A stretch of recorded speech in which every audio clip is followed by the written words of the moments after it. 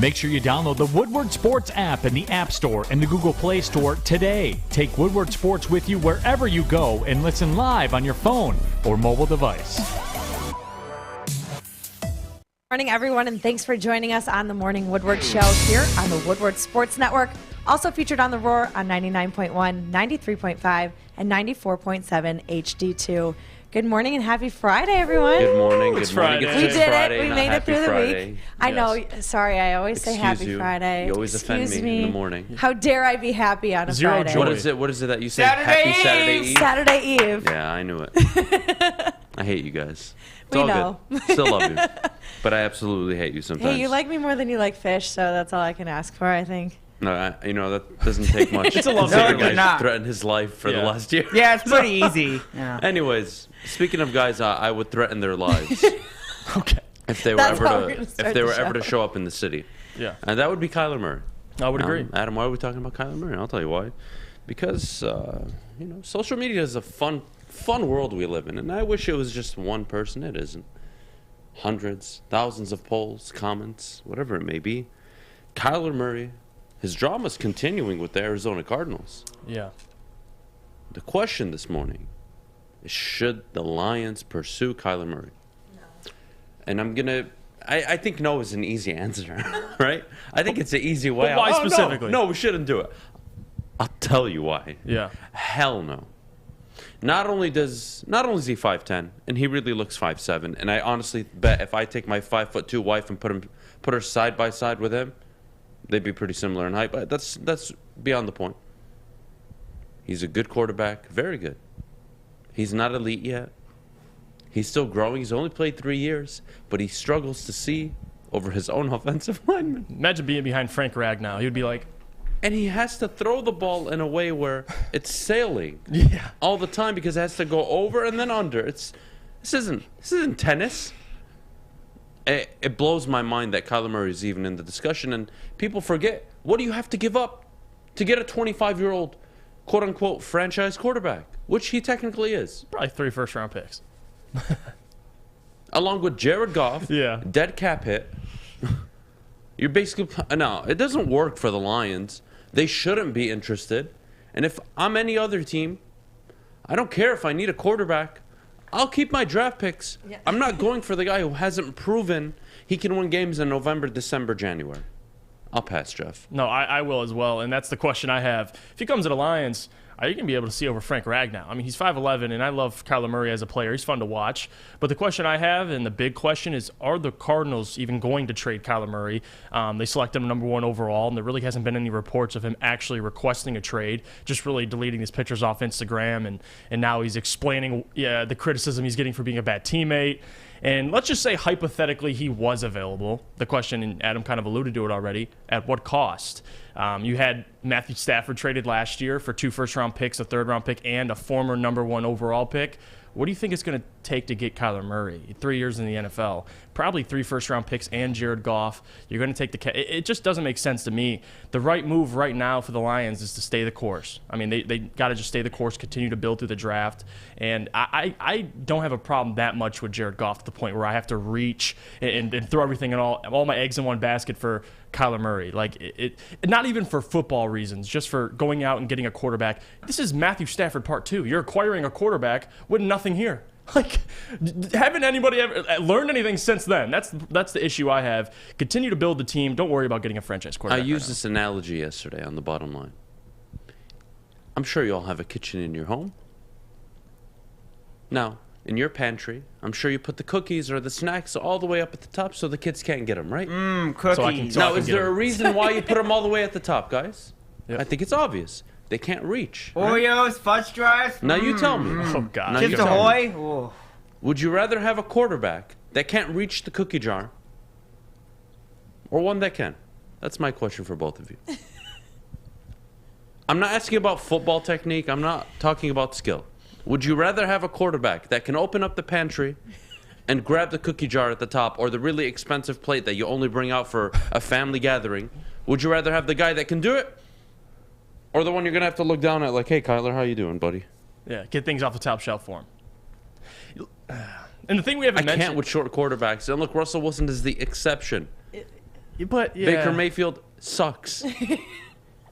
Russell Wilson is an exception, and he's taller, much taller than Kyler Murray. He's physically bigger, it looks yeah, like. but Like, he just knows how to Kyler maneuver in the pocket. He's much smarter. And look, Kyler still has time. He's young.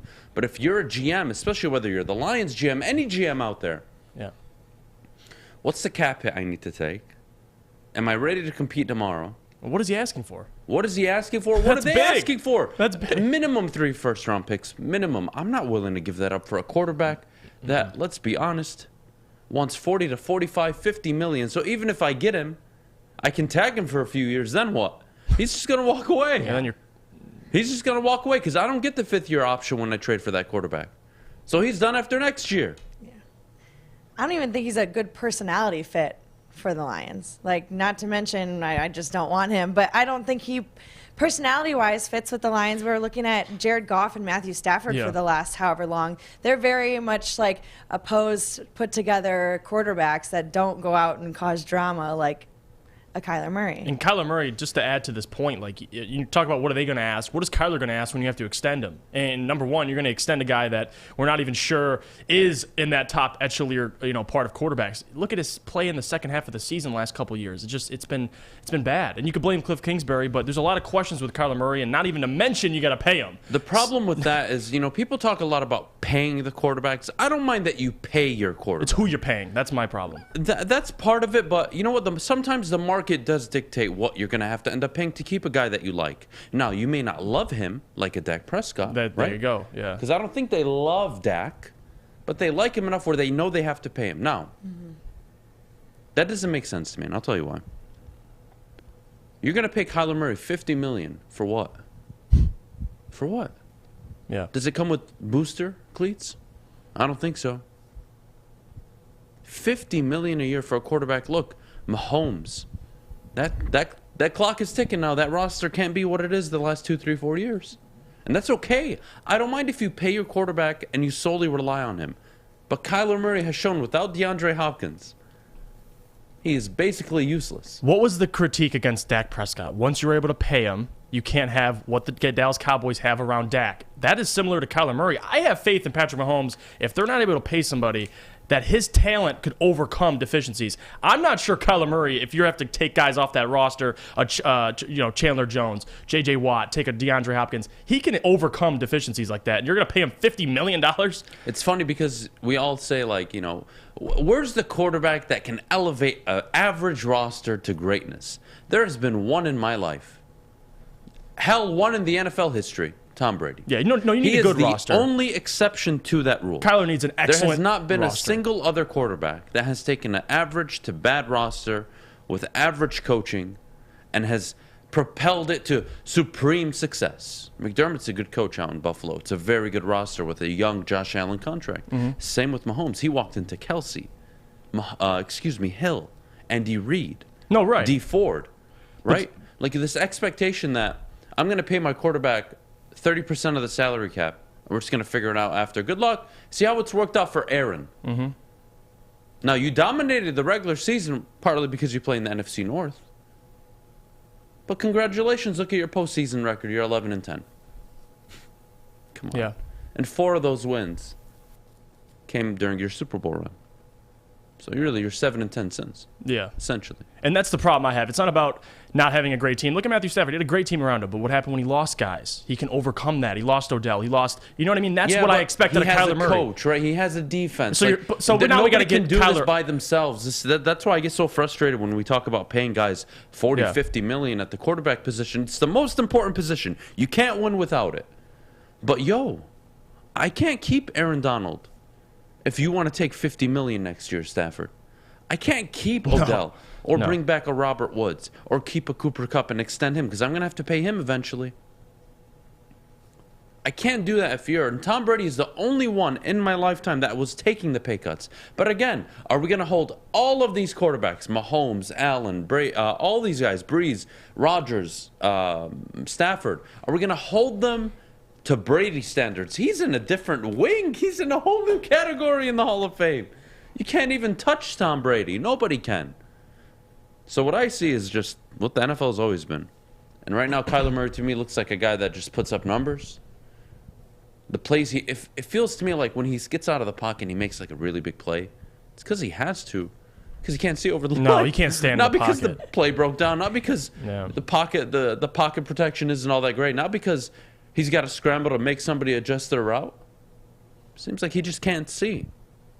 And that to me is probably the biggest frustration with Kyler Murray and why I wouldn't touch him if I'm Detroit. I think you're early in the process. Go all defense this draft. Maybe next year you draft a quarterback. You want to draft one this year? I'll probably shoot myself. But I'm sure you don't care about my well-being, Detroit. I know you haven't. For 28 years you've spat on my well-being. So it doesn't really matter. Anyways. I don't think it works with Kyler Murray. I'm not dealing with a guy who can't sit in the pocket and win a game. Like, look at the last 3 Super Bowls. Every team that's been in there, it's been pocket passers. I mean, Patrick Mahomes, you can count him, but the guy's a pocket passer. So, no thanks to Kyler Murray. I think there's something that needs to be said about being able to stand in the pocket, and deliver win a consistently. game. It doesn't have to be all the time, right? But it needs to happen enough. Yeah. It needs to happen enough times where I know that, all right, if they're going to secure the edge and they're not going to put a pass rush on you, I need you to take all the time in the world you can get and make something happen. Mm-hmm. Well, what was Matthew Stafford so good in during the Super Bowl? Even under pressure, he was able to step up, maneuver side to side in the pocket, and deliver throws. Can Kyler Murray do that? Don't think so. In Detroit, you had a guy for 12 years. Everything you said you wanted built around him, you almost have it. Finish building it. Although I think quarterback is the most important position.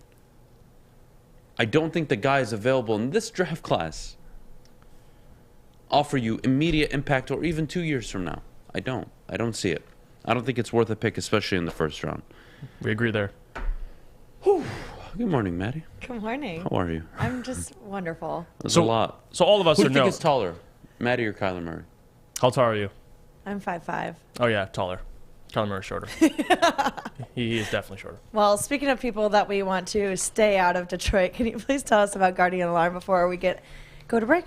All right. Well, Guardian Alarm, they can help you out. Good defense, and we talk about defenses. And now that the NFL's over, you have Guardian Alarm, your friend. A good defense on and off the field helps you feel secure. And not only that, Guardian Alarm has state-of-the-art technology that helps you feel safe, all with 24/7 local monitoring. Guardian Alarm also has convenient features that lets you check in on your home, control lights and temperatures, even detect smoke or carbon monoxide. It will even let you lock and unlock doors. Call 800-STAY-OUT today. Get away. Stay You heard out. Fish. That's 800-STAY-OUT. Stay out. Guardian Alarm Get has been away. trusted for Stay over out. 90 years at Leave. keeping families safe. I'm Kay Cunningham. I'm proud to partner with Hall Financial, a mortgage company known for 5-star service. Don't just take my word for it. Check out their 5,000 5-star reviews for yourself. Go to callhallfirst.com and get started with your 5-star experience today. You don't have to go to the beach, man. You don't have to get your butt crack full of sand. You just need a little chili peppers, man, to get that glowing beach chili peppers. Monday, February 21st from 11 to 1 p.m. Join Woodward Sports and Big D Energy for the grand opening of the Berkeley Chili Peppers Tanning on Woodward between 11 and 12 Mile. Come hang and join the Pepper Club. Best deals on unlimited tanning. You just need a little chili peppers, man. Your Detroit alternative to the normal sports blah, blah, blah. It's Woodward Sports. Welcome back. Thanks for joining us on the Morning Woodward Show here on the Woodward Sports Network. Michigan basketball played last night against Iowa. They did take home the win. Jeff, could you please tell us your initial thoughts on this game, please? Yeah. About time. Yeah, it was. It was a much-needed win for Michigan. I mean, they were struggling, and they beat a very good team in Iowa. So, well-deserved win. And number one, very entertaining game. Back and forth. It was a game of runs, essentially. Michigan, I believe, went on an 8-0 run, and then it switched to Iowa going on a 9-0 run, and then Michigan went on a 7-0 run. And then you had Moussa Diabate, the freshman out of France for Michigan, who they've needed to step up. He had a great night. Career night, may I add, 28 points. But it was a group effort. Everybody chipped in, helped beat an Iowa team that's been impressive so far this season. And Michigan's just checking guys off and beating Big Ten opponents, which they should. They lost to Michigan State, and they'll have another chance at Michigan State in about 2 weeks, if I'm not wrong. And the question is, can this Michigan team make noise come March? And the question is, I don't know. But I do know this is a huge win for Michigan, number one. And the Wolverines were projected, I believe, as the second team out of the tournament in ESPN's latest bracketology. And this win not only helps them, but moves them up a notch to really get a much-needed win. Now, with this, watching the last night's game, Juwan Howard, he was interesting because he had a mistake in the middle of the ball game where the ball was rolling out of bounds and he picked it up before he even went out of bounds. It just looked like Juwan was having a rough night, but he still ended up winning the game. He got the technical foul, and regardless of that, Hunter Dickerson, 14 points, guy that came back last year, and someone that I've always felt like his game, I don't know if it'll translate to the NBA, but this Michigan team is good enough. They have to play better, and they did just that this week. They're 1-1. They split their games this week.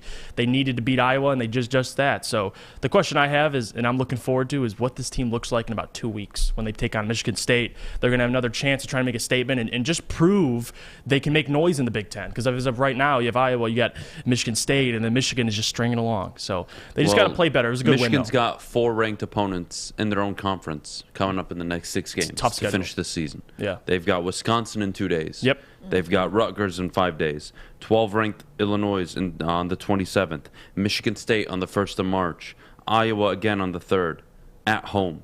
And then away in Columbus. It doesn't get any easier. It doesn't get easy. And you had Michigan, you said the first 4 in? Yeah. So right now, to me, they got to finish 4-2 if they want to lock it. 3-3 to me, it's going to be a tough one, even with losses to ranked opponents. You have Rutgers and Iowa on there. Okay, you win those 2 games. What are you doing in the other 4? Are you going 2-2 like I expect you to? Yeah. 4-2 to me is how they get in 100%. They go 3-3. I'm going to be scratching my head if I'm trying to decide if this team gets in. They've been unimpressive all year. They're just coming along at the right time. I don't care. It's a full season resume. It doesn't get any easier for Michigan. They played their best basketball, I think, last night. They did, yeah. I think that was the most team effort game or most complete team synergy game I think we've seen from Michigan all season. So good for them. Speaking of teams with synergy and really just making me smile at random points throughout my night because I'm in love with a certain Swede that used to play for them. The Detroit Red Wings played last night. Oof. And they won in a shootout 3-2, obviously. You couldn't ask for any more than that. In the Garden. Oof. Mm-hmm. Cider absolutely almost killed somebody yesterday. I'm not sure if you guys saw the video. Hits like a brick wall. I want to talk about the Wings right now. I really do, but I have a public service announcement to just anybody playing in the NHL. Uh-oh. Do yourselves a favor. Don't finish the check when you see number 53. Because I promise you, before you know it, you'll be on your ass. Yeah. He is unbelievable. He's not going to be listed for the Norris Trophy, all right? He probably won't get votes, but he's got to be up there, at least top 8. No doubt. He's a top 8 defender, or defenseman in the NHL right now. His physicality at 20 years old. He got his 30th assist last night. Yeah. He is the clear front runner for the Calder Trophy, which is the Rookie of the Year in the NHL. Jeff, I don't know a single rookie playing at that level, and I can't recall a rookie, I want to say since Connor McDavid, that was that excellent his rookie year. Now, he's a defenseman, right? Yeah, the production. He has a total different job. But may I just give you one example, if I may, this morning? The Wings lost 7-4 the other night. Do you guys recall? Yep. Now, in a 7-4 loss, if you weren't on the ice for any of those 4 goals, what do you think your plus-minus would be? Pretty bad. As a defenseman, because there's only 3 lines. Mo Seider, in a 7-4 game, had a plus-minus of +1. That tells me everything. And that sums up his entire season. He is the best defenseman on the team. He's the best skater on the team. He plays with the most intelligence on the team. It's tough. He's a rookie. Yeah. Couldn't be any happier. Couldn't be any happier with him, Jeff. No, last night, Mo Seider played an excellent game. And not only that, you looked last night, and we were all watching it, very impressive win over a very good Rangers team. And number one, what I saw is Dylan Larkin. And you can bring up Mo Seider. Dylan Larkin over this stretch has been absolutely outstanding. He's continuing his incredible season. 7 games now consecutively with a score. You mentioned Mo Seider, and oh my God, hits like a brick wall. I mean, not even just last night, but so far this season, 20 years old, he's sitting grown men on their asses. Like, it's a joy to watch. But more importantly, I got to shout out somebody that had an excellent game, and that's Grice. I mean, Grice, this is a guy that, partially because Alex Nedeljkovic was on such a roll for a short period of time, or he had COVID. He was in COVID protocols. And now he comes back, first night back, against a very good team on the road in in the Garden. 37 of 39 saved. 94% save percentage. Big reason why they won the game. You saw it in the shootout especially. And their problem over the stretch was due to their struggles defensively, and they found a way to win last night. That's the most important thing. He had Bertuzzi, Lucas Raymond struggling a little bit, and Larkin, you had Stetcher step up, get his first career NHL goal, and you had Mo Sider out there making plays. So it was a good team win, good team effort over a very good team, and we've been discussing this all season with the Red Wings. They haven't been very good on the road, and look at that. They come on the road and beat a very good team, a team that's, I believe, top 6 in the Eastern Conference, if I'm not mistaken. So good win, and it was honestly a very entertaining game. Couldn't have ended any better. Are we going to address the Lafreniere draft with Lucas Raymond? And how we could. He has I did see 34 that. points in over 100 games? And Lucas Raymond has, 52? 52 games? I can't recall the exact number. And he's, 39 points, I believe? Oof. Not bad if you ask. No. What is it, 13 goals, 26 assists, something along those lines. Mm-hmm. Well, look, I'll tell you what. In hockey, they skate on ice, right? I think that's pretty obvious. That is correct, yes. But there's multiple uses for ice, like Gypsy vodka. Ooh. I know you like that one, Maddie. You got me on my toes. Let me tell you about Gypsy vodka. Not only is it the smoothest, best tasting vodka on the market, it's also gluten-free, locally owned and operated up in Petoskey, Michigan. Guys, you got to show them some love. Give it a try. Ask for it by the name of Gypsy. Again, that's Gypsy vodka. Corn distilled 6 times using artesian spring water. Woo-wee. There, you heard it there, guys. That's fish. Try it. It's Gypsy vodka. Again, ask for it by the name of Gypsy. And as always, please do drink responsibly. Hi, my diamonds. It's Crystal with an X. You want to get hot and perfect like me? Here's my super easy routine. Drink at least a gallon of water before you wake up. Attach a weight to everything in your house. Hello? Sell your car and just sprint everywhere. Scream when you exhale. Don't follow Crystal with an X. Do your own thing at Planet Fitness with tons of equipment and free fitness training in our clean and spacious clubs. Join now for just $10 a month and cancel anytime. Fellas, football season is here. It's time to make your grooming experience easy like Sunday morning.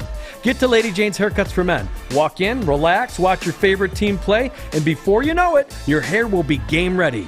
Get to Lady Jane's, open 10 to 8, 7 days a week. Walk in anytime. It's wicked awesome.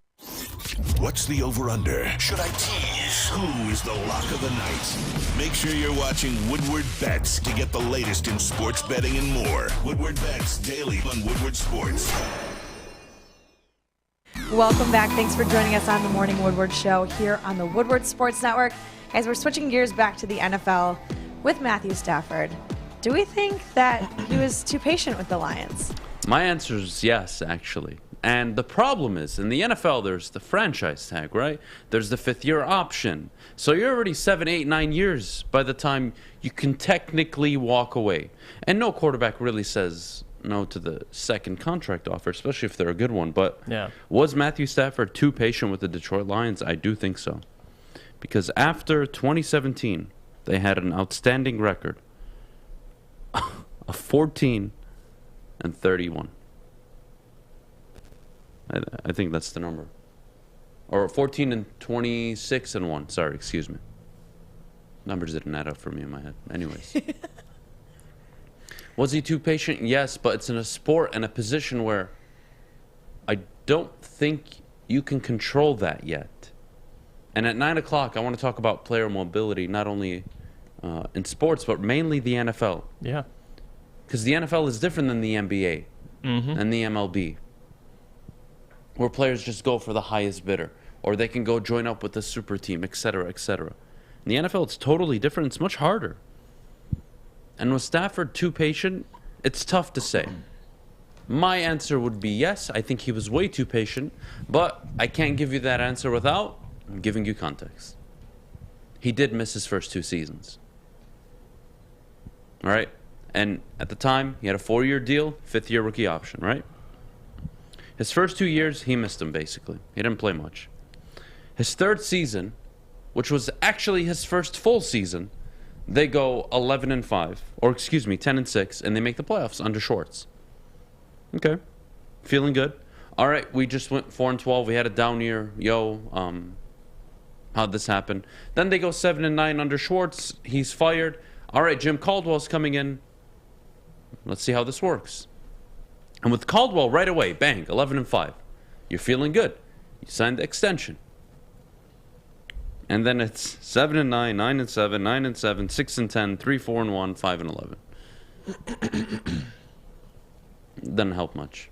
No. Now, again, when we talk about patience, I think it has to refer more to asking for a trade maybe after year 2 of Patricia, or maybe the year after year 1. Yeah. But we have to remember, Matt Patricia after year 1, the Lions improved from the 29th ranked defense in terms of DVOA to 15th.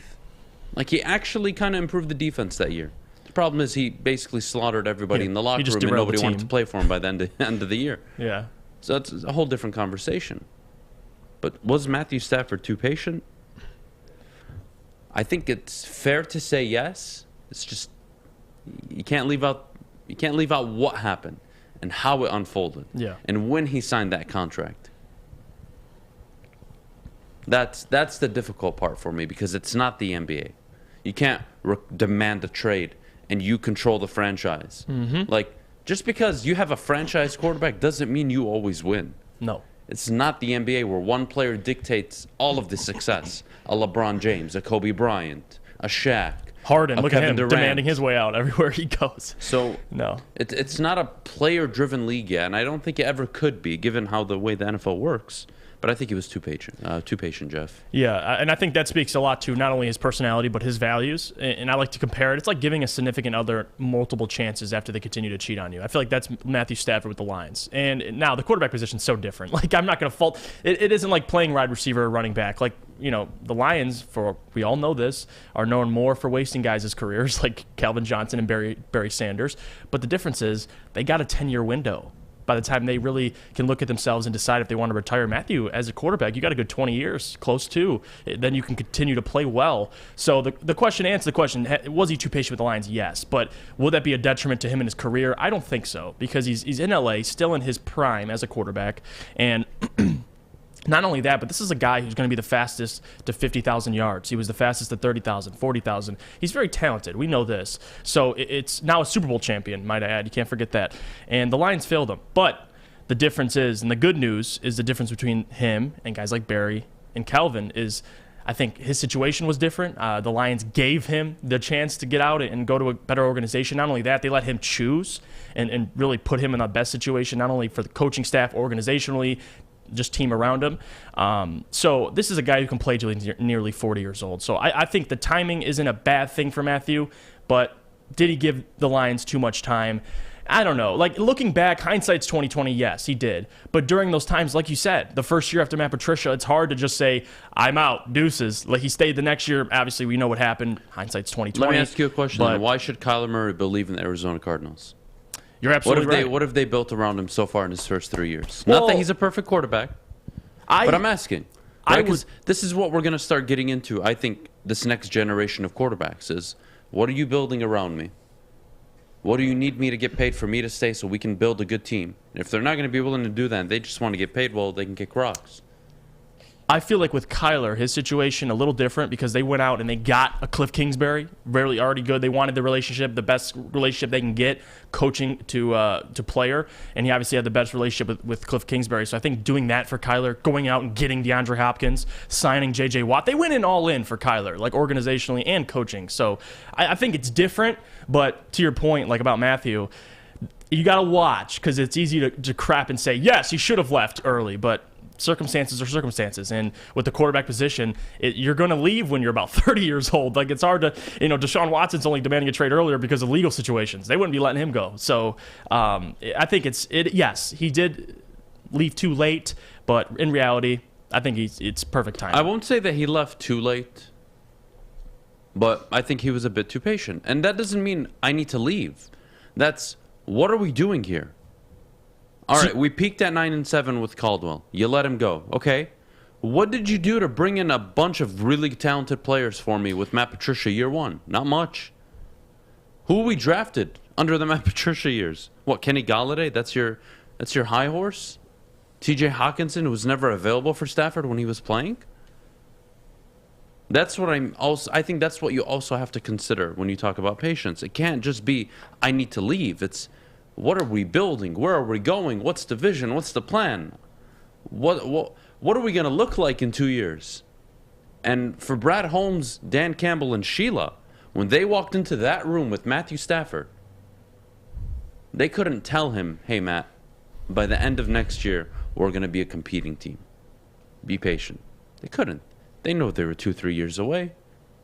And they knew they could trade him for at least a first-round pick, maybe 2 at the time. Mm-hmm. And they ended up getting 2 and a quarterback and a third-round pick.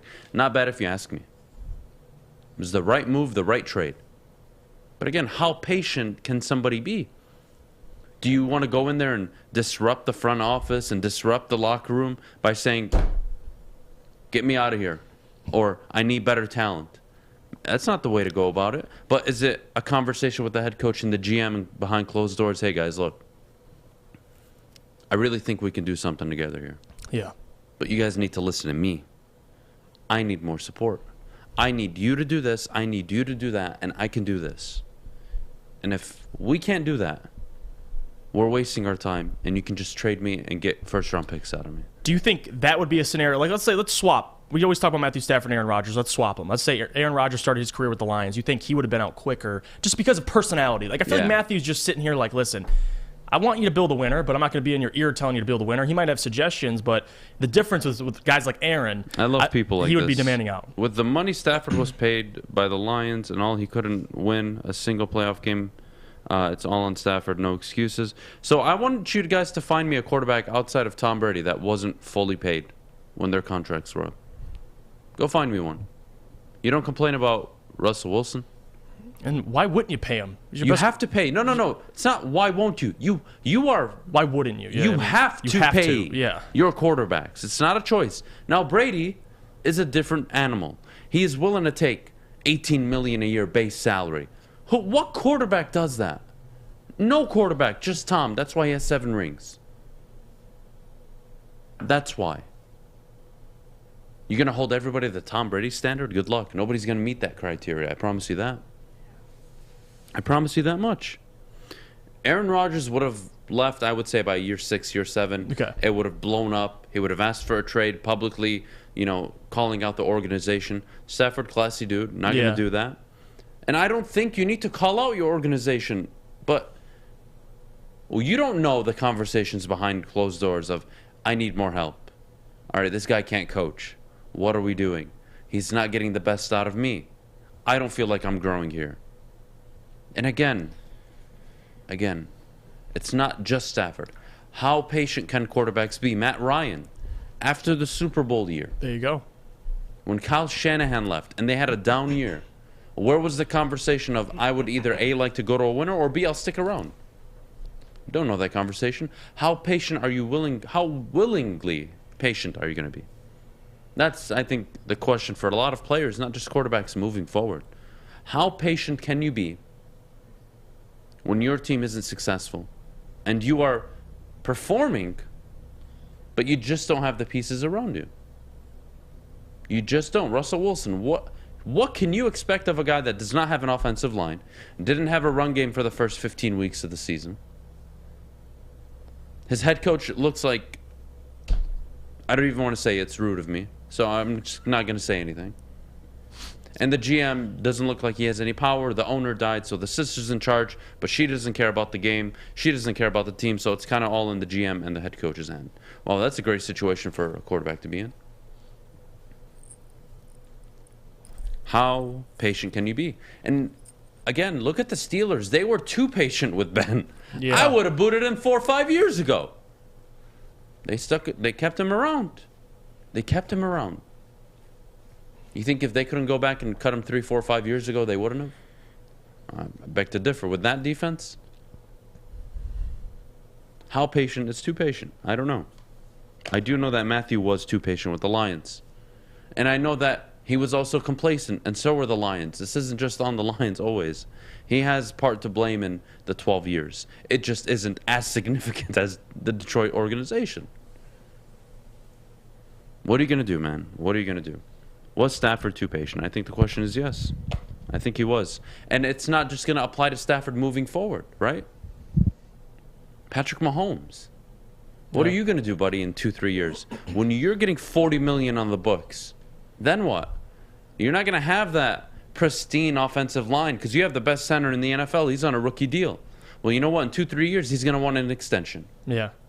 And you know what? Kelsey's the highest paid tight end. Tyreek Hill's going to be up there in money. What are you going to do on defense? Oh, nothing. Because it's all on the offensive side of the ball. That's why rookie contracts are so valuable. That's why they're so valuable. And that's why in this era of football, more than any, you expect quarterbacks to walk in and be able to play. Why? Because the game allows quarterbacks to be successful more than it did 20, 30, 40 years ago. Your wide receivers don't get pushed around at the line of scrimmage. They don't get held. You can't take big hits as a quarterback now in today's NFL.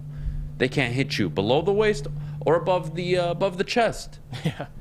So they can only grab you and say, "Hey, go down, buddy." Can't even hurt you. Today's NFL is much easier for quarterbacks in terms of coming in and delivering right away. Now, does that mean you pay them 40, 50 million? I hope people learn from the Dak Prescotts. I hope they do.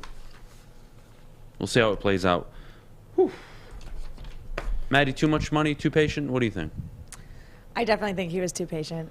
I think he was too patient in Detroit. I think he probably should have left 3 years earlier. No, it was too patient. He didn't ask enough. He didn't demand a winner enough. Like, hey, build around me enough. Or because I think it's both. And I think it's liable. You took it the other way, which I like. I think it's both. Yeah, definitely. I don't think it's one way or the other. I think it definitely goes hand in hand. But I don't think that there was enough just aggressiveness, if you will, on either side. Because I think that if he had spoke up and said a little bit more, that it could have been different. And also if he had asked for a trade, it could have been different. So I don't know. I think he was too patient either way. But I do think it goes hand in hand. Mm-hmm. But that being said, we do have to go to break.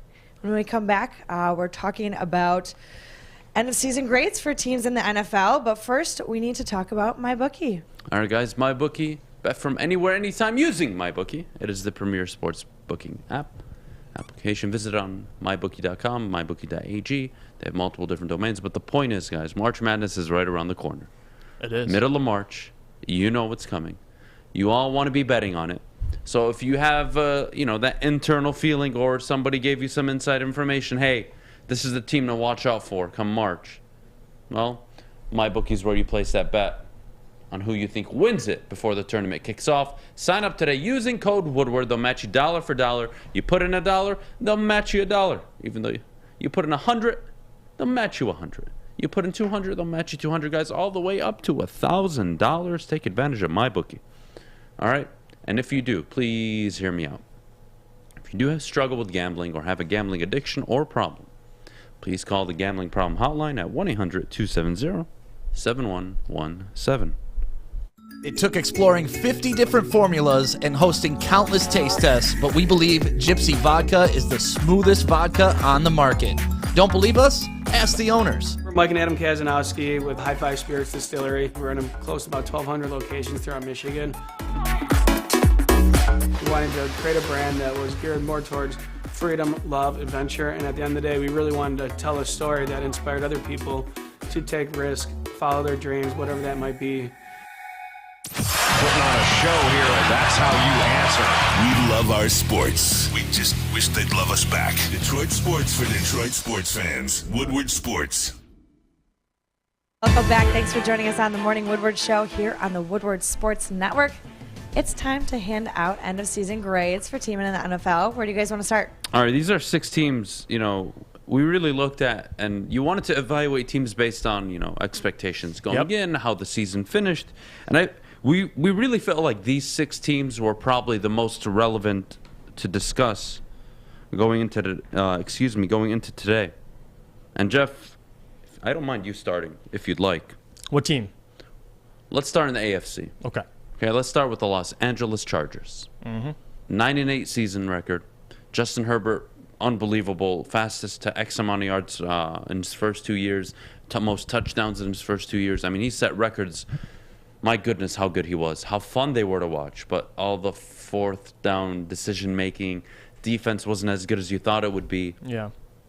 What's the grade you're giving the Los Angeles Chargers? This was tough. I'm gonna give them a B, and the reason why I was gonna give them a B minus, and considering, listen, the roster was very talented. Defensively, they slipped up. Obviously, we all know the loss to the Houston Texans early in the season. They gave up 40-something points to the Houston Texans and Davis Mills.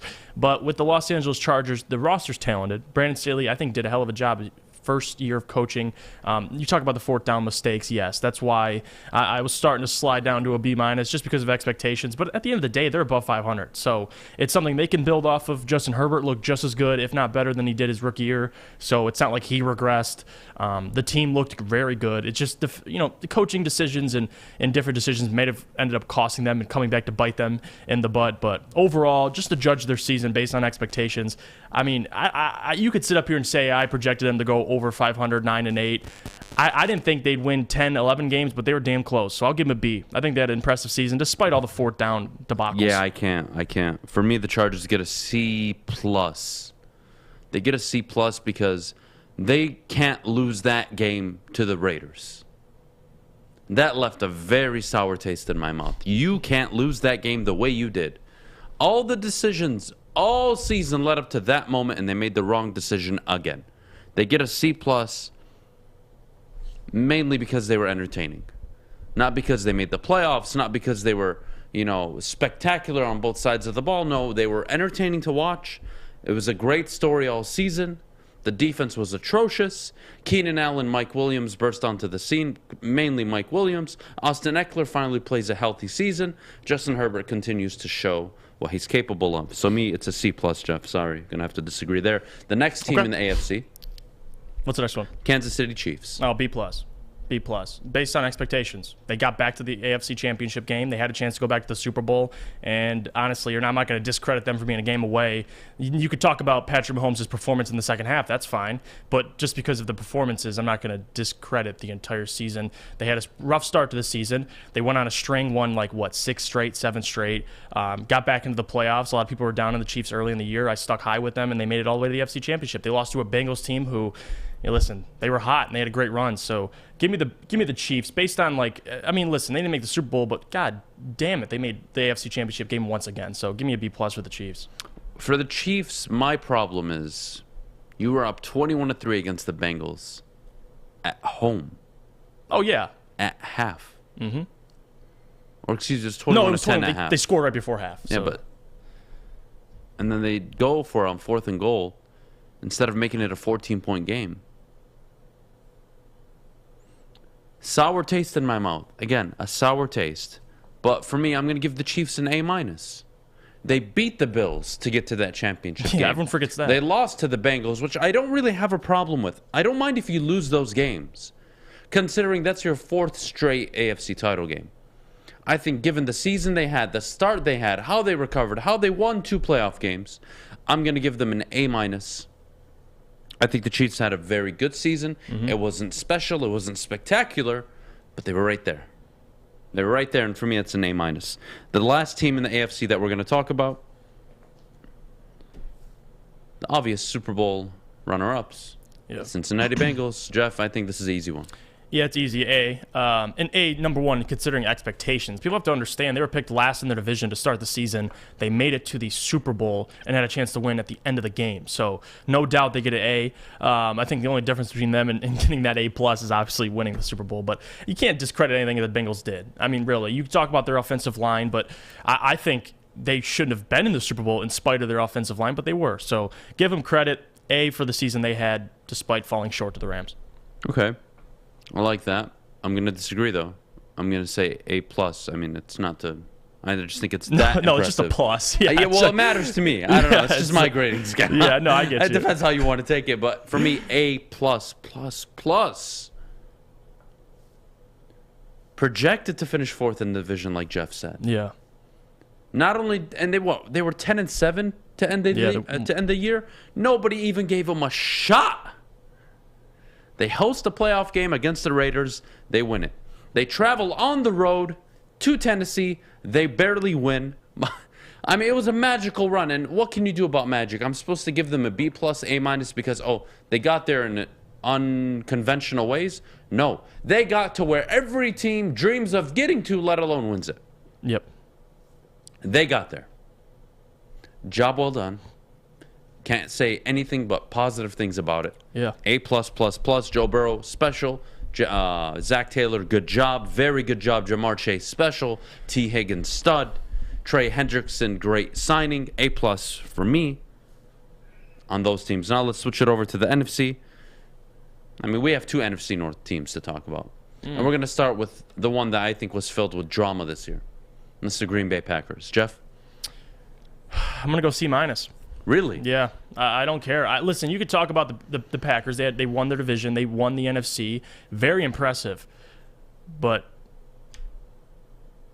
that last ending of the season, losing to the 49ers, I can't get that out of my head. In the fashion they lost, you can blame special teams, but I'm not going to sit up here and defend the Packers for only getting 10 points. No way. In hell I'm going to do that. And you talk about Aaron Rodgers' record against the 49ers. They were in set to beat the 49ers. There's no reason why they should have lost. I get it. Kyle Shanahan, he's an excellent coach, and the 49ers are a very good team. They made it all the way to the freaking NFC Championship, but it doesn't matter. Packers are a better team, Aaron Rodgers, and this grade also kind of falls on Aaron Rodgers as well. Like, it's not just the Packers as an organization, so give me a C- just because expectations were this team was going to the Super Bowl, and they fell short in 1 playoff game, so give me a C-. All right.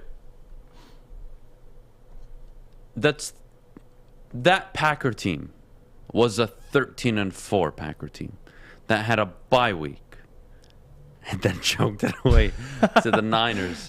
And again, I told you I would have taken out all the money in my house, everything in the bank account, and I would have put it all on the Packers if you told me that the Niners would only score 13 points.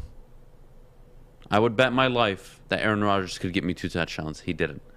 And for that reason, their season is an F. It's an F because of the consequences their season has on their franchise moving forward. Is Aaron Rodgers going to stay? Does he want to play for you? Will Devontae Adams walk likely if you don't franchise tag him? You get an F because of the consequences and the extreme and utter disappointment of losing at home to the Niners and falling to 0-4 in your career, Aaron Rodgers, against them. They get an F. They get an F because it was a failure of a season. It wasn't they got to another conference title game. They won a playoff game. You know what? They got all dueled by the Rams. Can't complain about that. No. You know why the Chiefs get an A-? Because they got to the conference championship game. They won multiple playoff games. They overcame their early season struggles. When you are 13-4, you walk into a bye week knowing the team you're going to play against, having basically 10 days to prep for them. And you put that out on the field. Good job. You get an F from me. Mm-hmm. All right, the Detroit Lions, Jeff, I'm curious. Yeah. What's the grade you're giving them? So you got to find a way not to be biased, of course, because you got to remember that Lions' expectations, the over-under was what? 5.5? 5.5 wins. They didn't get it. So they although I love the season. Actually, it was 5. It wasn't 5.5. I love the season the Lions had. It was very impressive, but that is below expectations. So I'm going to give them a C. Listen, you a lot of things, positive things I could take away from the Lions season. You have Aaron Glenn. You have the formation now of Dan Campbell calling plays. You had Ben Johnson coming there as passing, the passing coordinator. But you got to look at the totality of the season, and they didn't start off very well. And there were some games in there that looked pretty ugly. So I think there was a lot of ups and downs to the Lions season, and giving them a C. Average. Like, now, record-wise, under average. But if you got to look at expectations, they didn't expect the Lions to win many games, and I think they shocked a lot of people with the win over Arizona. But at the end of the day, I don't see how you can give them any higher than a C. So Lions week 1 to week 8, or week 9, really, get an F. Yeah, you can space it out. And from week 10 to week 18, you give them like a B, B+. Yeah. So I got to find somewhere in the middle between the two. They were so bad, and then so much better. And they were so pleasant to watch down the stretch. And Goff was 3-1 down the stretch. And Amon-Ra St. Brown did explode onto the scene. And Penei Sewell, who started the season at left tackle, did a phenomenal job. And then moved to right tackle and did an even better job. Great. So many good things to take away. But I can't forget the start of the season when I'm evaluating an entire season. For me, they get a C. You know what? No, they get a C+ because they were able to get the number 2 overall draft pick. There you go. You get a C+ from me today. You get a C for the performance, a plus for the draft pick. I can appreciate the draft pick. I really can. So you're going to get a C+ from me. I think, again, the way they ended the season was very well. Now, does it carry over? No, it doesn't. But considering how bad they were, made an executive decision, hopped on board, and how much better they got towards the end of the season. Yeah. If we could do like I'm a gonna post, give them a C+. If we could do like a post Anthony Lynn evaluation. Oh, it's F and B, yeah, B+. Yeah, just take that second half after Anthony Lynn, give him a B+ or B. So. I really do think so. Yeah, no doubt. The F, well, guys, so Pistons fans said an F. Are you guys referring to the Packers just so we're all on the same page? I believe so. Because if we're referring to, yes, the Packers do get an F because it was a failure. They won the North. They were expected to win the North. They had the best record in the NFL and the NFC. Not that maybe the expectation, but maybe that's their accomplishment. But you don't lose at home to the Niners, who have Jimmy G as their quarterback, even though I like him and I'd rail him. Actually, that's a whole different conversation. They were answering a question. Someone said nothing close to a C. They deserve an F. Talking about the Lions. Oh, the Lions. We're giving an F to the Lions. Are we sure about that? I don't get. I mean, are we sure, guys? That's ridiculous. They had an F start to the season. Come on. Weeks 1 to 9, they were the worst team I've ever seen in my lifetime, and I watched the team go 0-16. And you guys were mad at me that I said they'd go 0-17. They turned it around. They beat the Cardinals. They beat, yes, the Packers that rested their team, but that's not really the point. I don't even care about the wins. What I care about is they looked like a better football team down the stretch. They looked that the coaching staff got better. Players got better. And what did I tell you going into the season? I don't care about their win-loss record. Show me player development, coach development, a buy-in. And that, I think, is a good step year 1. They did that. It's a C+ because how bad they were to start the season. Absolutely. Don't give me they were an F. That's just like a... You know what an F is? The Jacksonville Jaguars. The New York Jets. You know why they get Fs? Because you were like, what the hell were you doing all year? The Texans, F. The Lions don't get an F. Because unlike all those teams, they showed player development towards the end of the year. They showed their coaching staff getting better and putting together better game plans. They get a C. They get the plus because I'm happy with the number 2 draft pick. Maybe that's a little bit biased of me. I don't care. I like My it. show, do whatever the hell I want. All right, let's finish up the NFC with, of course, how can we forget? The Los Angeles Rams. Jeff, take it away. I think the easy one, we can get this quickly, is A+. And it's not like I'm giving the Bengals an A and them an A+, like I'm discounting the Bengals. They had a chance to win at the end of the game, but both of these teams, A+, whatever you want to give them, impressive. And not just that, we get it. They met their expectations. I'll just put it like that, and that's why they get an A+. Everyone expected them to at least make a run, try and get to the Super Bowl, and they did just that, and they were able to win it. So I don't know what the over-under on the win total for the Rams were before this season, but they definitely achieved whatever it was, and they were able to win a Super Bowl champion. So I'll take it. They got a ring, and they were able to oversee expectations. So give me the Rams A+. They aced that test. Wow, this is a great question. Before I get to the Rams, excuse me, Jeff. Adam, if Jared Goff throws for 4,300 yards, 34 touchdowns, 12 interceptions, and the Lions go 10-7 and win a playoff game, should we resign Goff or still look for a replacement? My answer would be you have to find out how much he's going to cost. If he wants 38, 40 million, I'll take him to the Metro Detroit airport. If he wants to stay on at 20, 22, 23 million annual, I'm down to have a conversation. But that's a lot of hypotheticals. Yeah. The 4,300 yards, the 34 touchdowns, the only 12 interceptions. That would be his best career year. I mean, that would be a career year for him. So Yeah. if that's what you're going to bank on, it's a hypothetical. I don't mind entertaining it. But No, it's funny. I love it. Yeah, look, I think you entertain signing him. I just think at what price, right? Because I think me and you can agree, even if he has that year, is he the guy that can carry, let's say, an average team and an average coach? Like 10-7 doesn't happen if Dan Campbell isn't good. They don't win a playoff game if Dan Campbell isn't good. It doesn't just rely on Jared Goff in that instance, right? Is the team that good? I don't see it happening. I really don't. I still wouldn't sign him. I'd really lean towards not signing him. But anyways, let's get back on track. The Los Angeles Rams, Jeff, you gave them an A+? Plus, yeah, A+, whatever you want to give them. All Best right. grade you can give. I'm going to give them an S for super satisfactory. Oh, my God. I knew you'd pull something out. Super satisfactory. They traded 2 first-round picks. A guy with a hot wife of a model, girlfriend, whatever you want to call her. Yeah. And a 3rd-round pick. They gave up a lot. They really did. They went all in on Matthew Stafford. And they saw something in Matthew Stafford that I think you've seen players like Aaron Rodgers, Shannon Sharp come out even before all the success. Coaches, too. Coaches coming out, Kyle Shanahan, McVay, all praising him. This guy's got elite talent. They're just holding him back. This is the conversation going into the year, before the Super Bowl. And they not only win the division, they win it all. They go 4-0 in the playoffs. And they get super satisfactory. Now, look, if they didn't give up what they gave for that guy, narrative matters. You got a guy that was 0-3 in the playoffs, had a horrible record against winning teams, and had no track record of winning the big games where you felt confident. But they believed in him. They believed in him. And he's the guy that led them to a game-winning drive against Tampa Bay, against San Francisco, against the Bengals in the Super Bowl. They get super satisfactory because they were able to deliver everything that they had preached all season. Remember, Jeff, when they beat the Buccaneers, I sat up here and I said, I didn't really care too much about the win in terms of win-loss record, or that, they beat Brady. That was I think Aaron Donald, Jalen Ramsey, I told you at the time, Robert Woods, Cooper Kupp. I think they looked at Matthew Stafford after that game and they said, I'm down with you. I got you. Yeah, last 30 seconds. I got you. For sure. I got you. Like, I believe in you. That's my quarterback.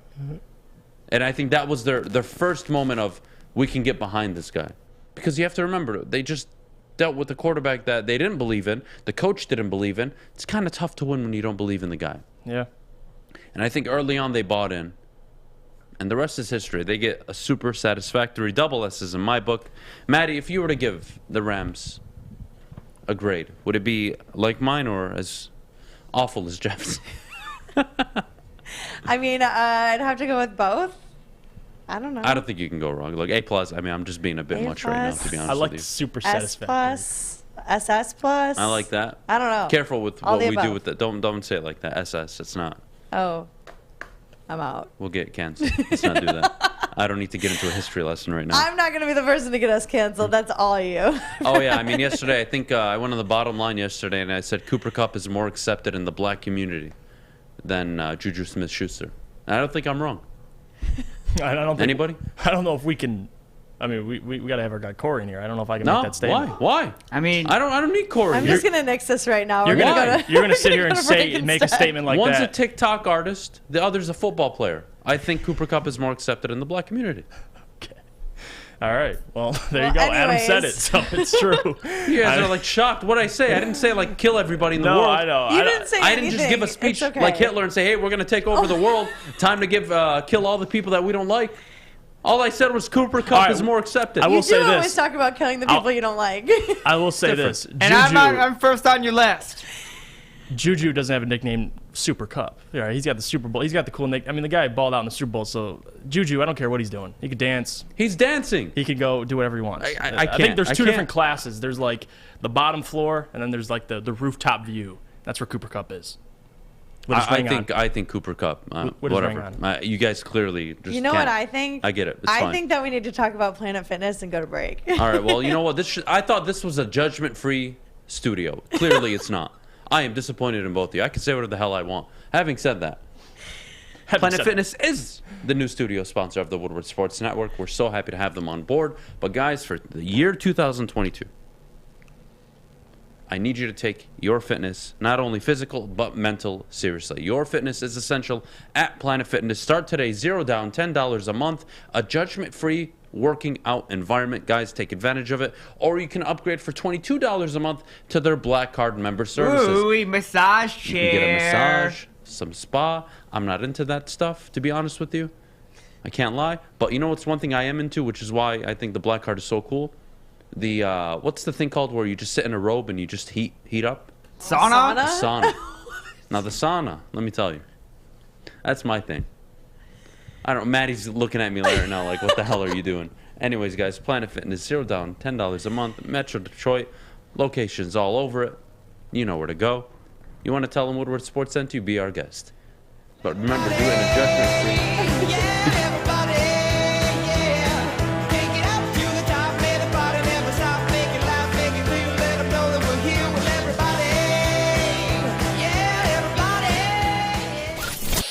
Comerica Park, sunshine, the crack of the bat. More sunshine, warmth. We're almost there, Detroit. Summer 2022 will be the summer of Woodward Sports. We just gotta make it through this damn cold first. Welcome back. Thanks for joining us this morning on the Morning Woodward Show here on the Woodward Sports Network. Also featured on the Roar on 99.1, 93.5, and 94.7 HD2. Guys, I have a question for both of you this morning. I have a question, too, to be honest. Jeez. Oh, boy. So I have a question from it's not really a question. It's from Armin, the New Age. Don't disrespect Juju like that, Adam. You don't have the cachet to make that call. Well, my friend, I'll tell you what. It is 9:01 in the morning, February 18th, 2022. You're in the YouTube chat of the show, and I'm sitting up here talking about it. So if you don't like what I say about Juju Smith-Schuster, you can just leave. But there's nothing I said wrong. And I know that whatever team you support, my friend, you probably wouldn't want to sign him. So don't even start. I say whatever the hell I want. What's up, Fish? Today is a special day. Not only obviously the Olympics going on, we have a birthday today. It's Maz's birthday. Yes, it is. Is it Maz's birthday? Thomas Mazaway's birthday today. Oh, wow. Happy Happy birthday, birthday, Maz. I'm going to buy him a pizza. Oh. From his favorite pizza shop. Oh. Except I'm going to put all the toppings on it that he is so against. Well, that's not nice. Like, what is it? I think he doesn't like feta. I think he thinks feta is a disgrace to pizza. I think he thinks put also a pineapple on there. Pineapples, got to put pineapples. I'm going to put gummy bears on them. When my birthday I'm going to put some gummy bears with some Hershey's drizzle. Ooh, yeah, I'm going to ruin the pizza for him. What? I'm just going to insult his culture, basically, is what I'm going to do. You know there is a breakfast pizza. Like Fruit Loops and Apple Jacks and... Like you put cereal on that thing. Anyways, let's get back up track. Mads, love you, buddy. Happy birthday. That's a cereal pizza, not a breakfast pizza. I'll take that. But. All right, Maddie, what do we got? Anyways. Marshmallows? Ooh-wee. Sounds good now. We're going to talk about sports now, I think. I think that's where we're going. All right, what do we got, Maddie? Will we ever see player mobility in the NFL similar to the NBA? I don't think so. Unless a new CBA is signed where they basically eliminate the franchise tag. Because if I'm drafted in the first round, I get a fifth-year option picked up by the team. And then I can get franchise tag for 1, 2, 3 seasons. So I'm 30 years old, 31 years old by the time I'm quote-unquote free. And why would I want to get the franchise tag when I can get paid? So I'm kind of, right now I'm incentivized to stay with my team in the NFL because I can get as big of a contract as I could get on the market. On top of that, I don't have to suffer from the franchise tag. Even though it's still good money, but it may not be the money you can get paid. Right. So I think that's where the NBA and the NFL are so different. The NBA, I mean, the superstars dictate where they go, who they play for, who they play with, how much they want to make. They'll take a cut and then they'll make it all in a shoe deal. Sponsors. In the NFL, I don't see that mobility happening. Look at Barry Sanders, Calvin Johnson, and Matthew Stafford just as a local example. They all played 10-plus seasons. 2 of them retired. 1 was finally traded because the team just looked in the mirror and said, we suck. We're not going anywhere right now. Let's get draft capital for him. Mm-hmm. I don't think players in the NFL have that type of control, Jeff. It's so different from the NBA. It is. And imagine in your head a situation like Ben Simmons. Like, this is a guy who was paid and was, listen, you're our franchise point guard, and he doesn't play for mental issues. And now he got his way out to a better team, I might add, with KD and now Kyrie. So it's never going to be the same. It's different, and there's player control in the NBA. Guys can walk up to their ownership or their general manager and say, "I want out," and it's that simple. Usually, the general manager complies with the superstar. In the NFL, it's just different. But in my opinion, Not only players across all sports are now starting to take more and more advantage of their careers, and I love it. I think it's great. I don't think it'll ever be what the NBA is, but I support it. And if you're choosing to stay with an organization because of loyalty and confidence that they can build a winner when they consistently show you they cannot, why would you stay? And that's the big question. I think that's why we had the debate earlier with Matthew Stafford, because in the end, you don't get credit for trying. You don't get credit for almost winning. You don't get credit for sometimes winning. You get credit for consistently winning. And as great as, I'll bring up an example, as great as even Damian Lillard is in Portland, and we talk about the NBA player mobility, will you remember them as being loyal? Yes, you will when his career's over, but will you also look back and say, wow, if he would have got out of Portland way earlier, he could have really put some accolades on his back and maybe won an NBA championship? Yes, you're going to say that. So for legacy purposes, I think it's great for player mobility across all sports. I think the NFL is just different in how they run things, especially, and you've already broke it down, and that's the issue I have. Players should have more control, because if you look at ownership, they won't like it, in the NFL especially. But when you have a guy like Russell Wilson or a guy like Aaron Rodgers who are simply burnt out of their organizations and feel like they've reached a ceiling with the organization they're a part of, then be my guest. I have no issue with it. Now, the answer, if you want to strictly answer the question, will it ever be like the NBA? No, it won't. Different, and just because in the NBA, it doesn't matter what position you are. You can ask for a trade and leave. In the NFL, it's different. You brought up Barry Sanders, you brought up Calvin Johnson. If you're a quarterback like Matthew Stafford and you're beyond talented, it's going to be hard to get traded because it's hard to find quarterbacks. They need you a part of their organization. So I think it's very different. And to cap it off, I don't think the NFL will ever reach a point where the NBA is right now, where James Harden, Ben Simmons, they can maneuver their way and ask out and go to different places. It's different, and I don't think it'll ever change. And that's just the reality of it. Yeah, I mean, when we talk about mobility, I mean, it's two different sports. The way players are paid is different, right? There's only 12 people on a roster in the NBA, 55 in the NFL, 53. Mm-hmm. Guaranteed contracts. Guaranteed contracts. The salary cap, there's luxury tax in the NBA. There isn't really in the NFL. You can push all the money backwards for as long as you want. But eventually that bill does come. And I think the problem here with players in the NFL is I think it's quite the opposite. I don't think mobility is how they garner more power. I think it's signing that big deal. That way they can maybe dictate, I need a better coach. I need a better roster. Does that make sense? Mm-hmm. I don't think in the NFL you can just walk around and jump team to team. Yeah. I don't think that's ever a possibility. It's like control over your own roster. What I think is I'm going to command so much of the salary cap that you're going to have to listen to me. And I'm willing to do a restructure, sign a new extension, push all the money back, take less, whatever it may be. But you're going to sign me to this 5-year, $250 million deal. You know why? Because you're going to listen to me moving forward. Because you gave me, for example, Jim Schwartz and Jim Caldwell. I need a Sean McVay, Matt LaFleur. I need somebody. I think that's the power, at least for the quarterback position. Because I don't think you can apply that anywhere else, Jeff, right? No, you're absolutely right. It's different. Like, you brought up Calvin Johnson and Barry Sanders. I think those are excellent points. They're homegrown points.